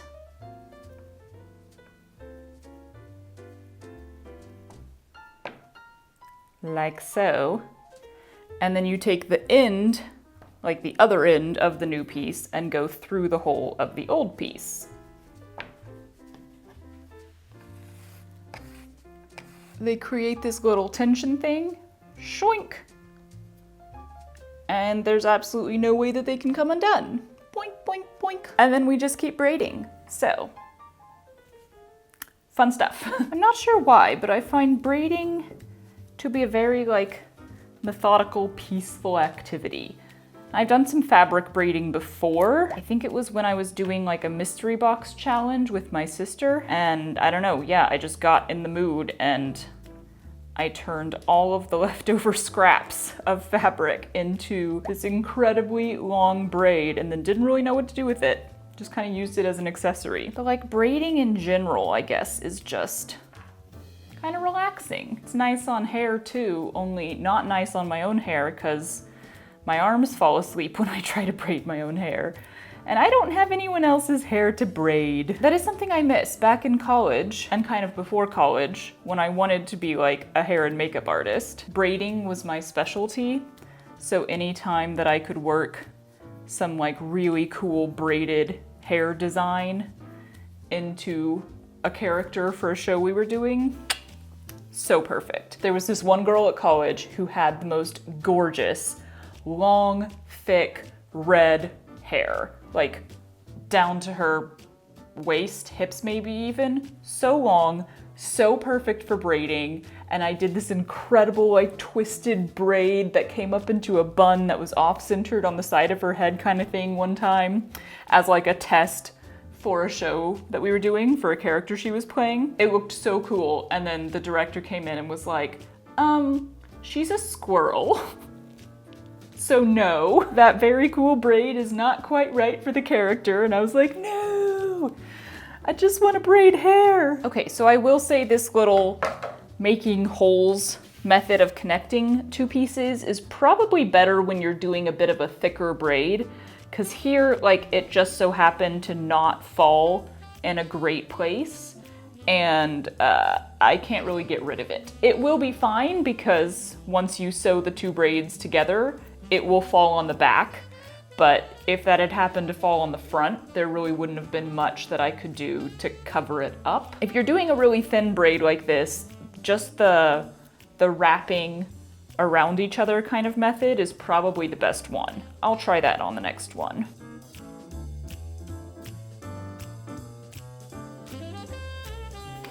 Moving up. Yeah, so you just kind of wrap them around each other and you basically just want to be holding them really close to keep them together until you've actually braided it fully in, which I just failed at doing. Yeah, that's a smoother transition. I like that. Okay, and I have no idea how much I need or how long this is gonna take, so I don't know, check back in a few days. We'll see.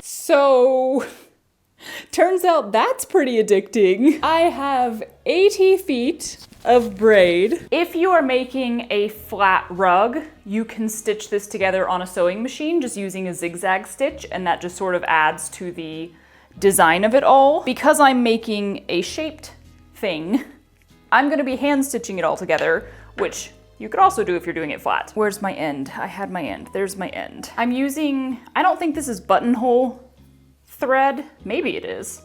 It's kind of a thicker thread, so I'm gonna use that just for like stability. And then I could just kind of wing it on the shape and keep trying it on over and over again. But also I could give myself a guide. Let's go get some bowls. Ow!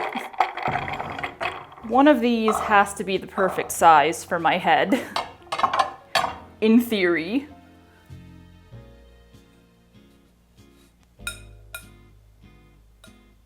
Too small, but not by much. The things we do while we're home alone. That's actually almost too big. But I'm trying to think, I don't wear hats much anymore, but like the hat needs to, it doesn't need to sit on your head from up here. It can be like this, but the rim of it needs to actually fit with your head. It does stretch a little bit, so I think I'd want to make it a little bit smaller and be able to kind of like pull it on kind of thing. So it stays, yeah? How do hats work? 22, 28. Ooh, that is too big. So despite feeling too small, I think this is actually perfect. It's just gonna need to be longer than that. Like the top of the hat, the bowl of the hat? Is it called a bowl of the hat? The crown? I feel like it's called the crown. It'll need to be like bigger than this, taller than this, but I think this is actually a good size. Back to the kitchen. So this should just provide a bit of guidance as I'm going. I'm gonna take the end and just start to coil it up, and going from the back so that the stitching doesn't show as much as possible. Just gonna start like randomly stitching it together, okay? We have the beginning of the coil. I don't know why I'm doing this standing up.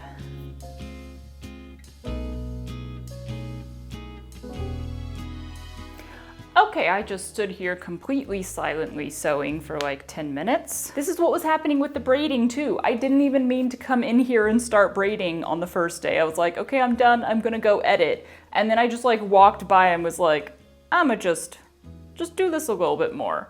And then I stood there for 30 minutes. It's weirdly addicting. Break out the TV again. I'm gonna be here for a while. I think this will take a few days.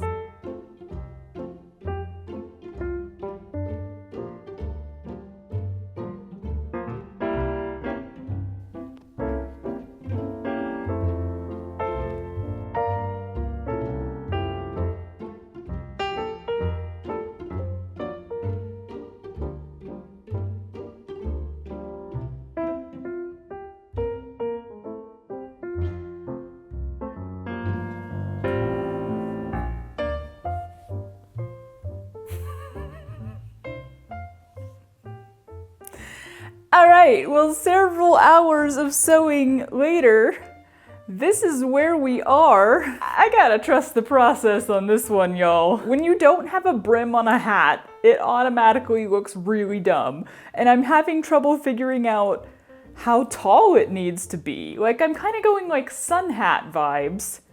So this is probably fine? I'm trying to imagine a brim.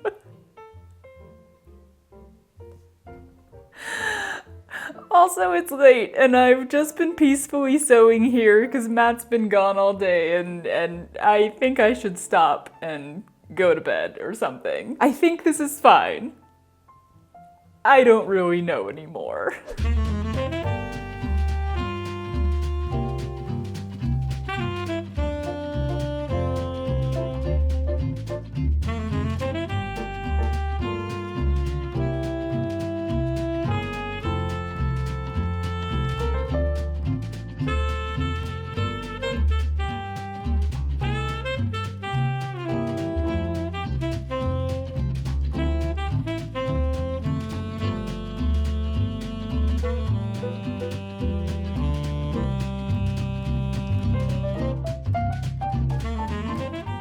So we're running into a bit of a problem, which is that because I have a crown on the hat, I found a perfect bowl to fit it, but I can't sew the brim flat, obviously, because there's a crown, and I want to be sewing it from the underside so that the stitches don't show. But this means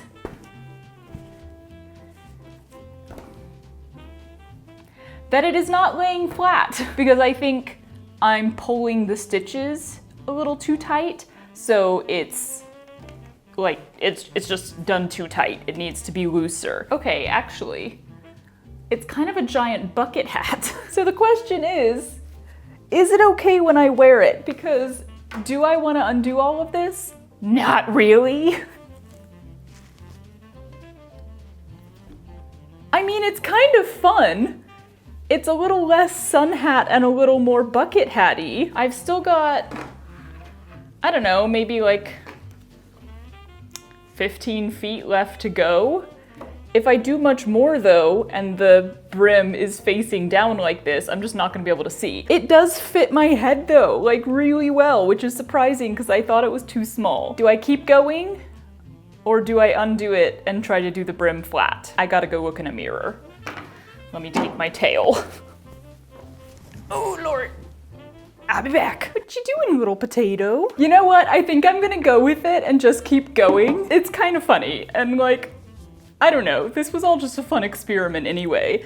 It's pretty comfy though. As far as like, do I think this makes a good hat? Material-wise, yeah, I kinda do. But if you're trying to make a rug that's flat, that's a good note that like, make sure you're actually sewing it flat, because otherwise it's just so easy to be lightly pulling it tighter than it should be, and then it starts to not be flat. Let me see if I can get the rest of this on here. I definitely don't think I need any more, so I might go ahead and finish off the end, but I'll see if I can finish sewing this tonight, and then we'll take a look at how it looks. I don't know, y'all. I really don't know. It's gonna be hilariously adorable.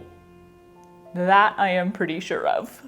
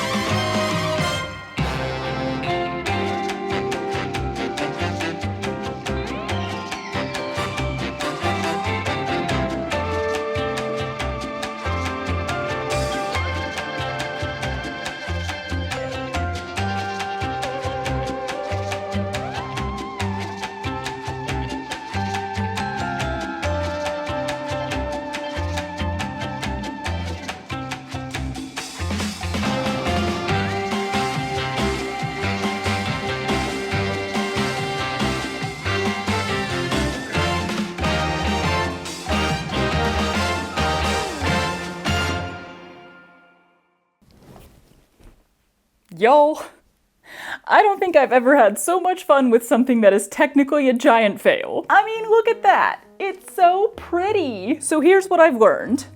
1, I love braiding fabric. Definitely want to do that again some other time, sometime soon. It didn't even use that many scraps, so you don't have to have like a huge collection of scraps. I got 80 feet of fabric braid out of, I don't know, like a decent pile. You just kind of need to be able to make decent sized strips out of it. But you don't necessarily need them to be like 6 feet long, because the longer they are, the more they fray. Unless you're doing,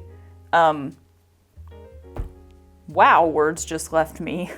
Stretch material that doesn't fray, in which case, sure, do super long. Anyway, my point is, I really like fabric braiding. I'm really curious what else you could make with it. I definitely think going with really light woven fabrics is the way to go if you want to make any kind of garment out of it.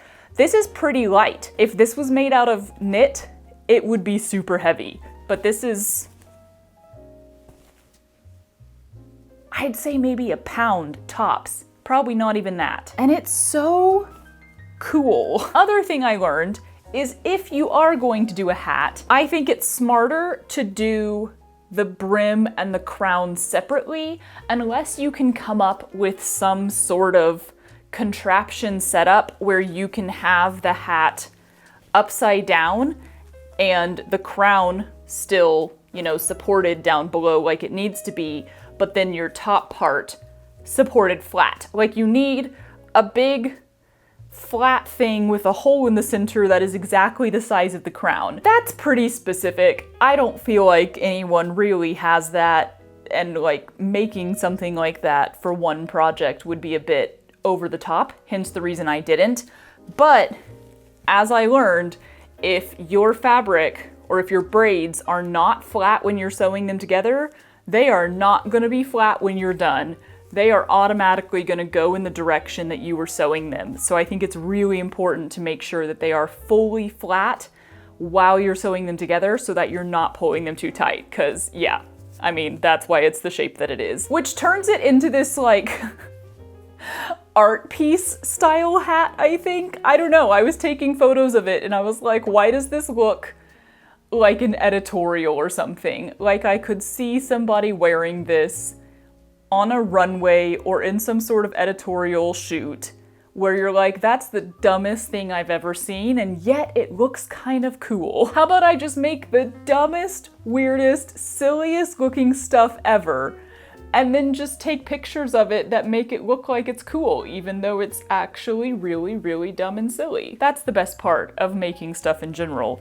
Sometimes you make a great dress or a great jumpsuit that you're gonna wear every day, and sometimes you make a very silly hat, and both are good. But yeah, in the future, if I was making another hat, I think I would just build the crown out of one braid by itself, and then build the brim nice and flat out of a second braid, and then just sew them together, and it would look exactly the same, because that's all that's happening here anyways. They're just sewn together. Look at that fun shape. See, what else could you make? Ugh, I kind of want to make like a whole cape. That would be heavy. Even using the light fabrics, that'd be pretty heavy. But also, there's a whole other world of methods by which to do this. All of the no-sew methods. I was kind of thinking maybe I'll try to do something with them in this video, but this turned out to be plenty.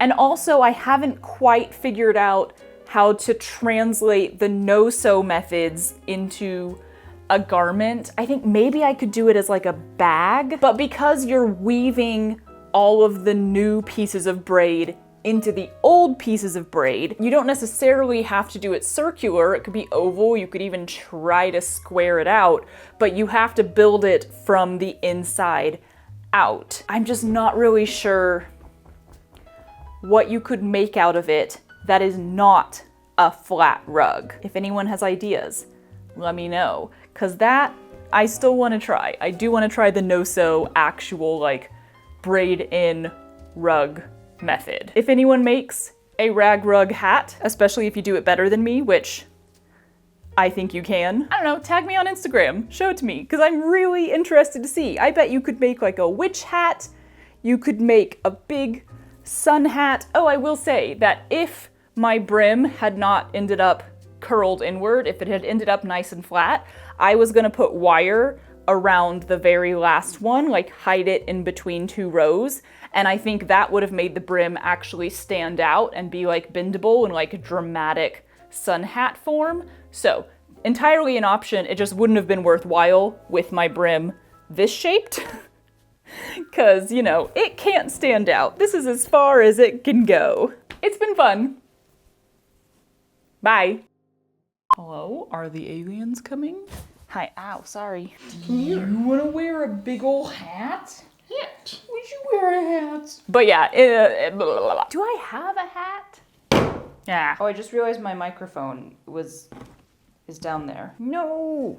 No! Don't do it. And I need to blow my nose.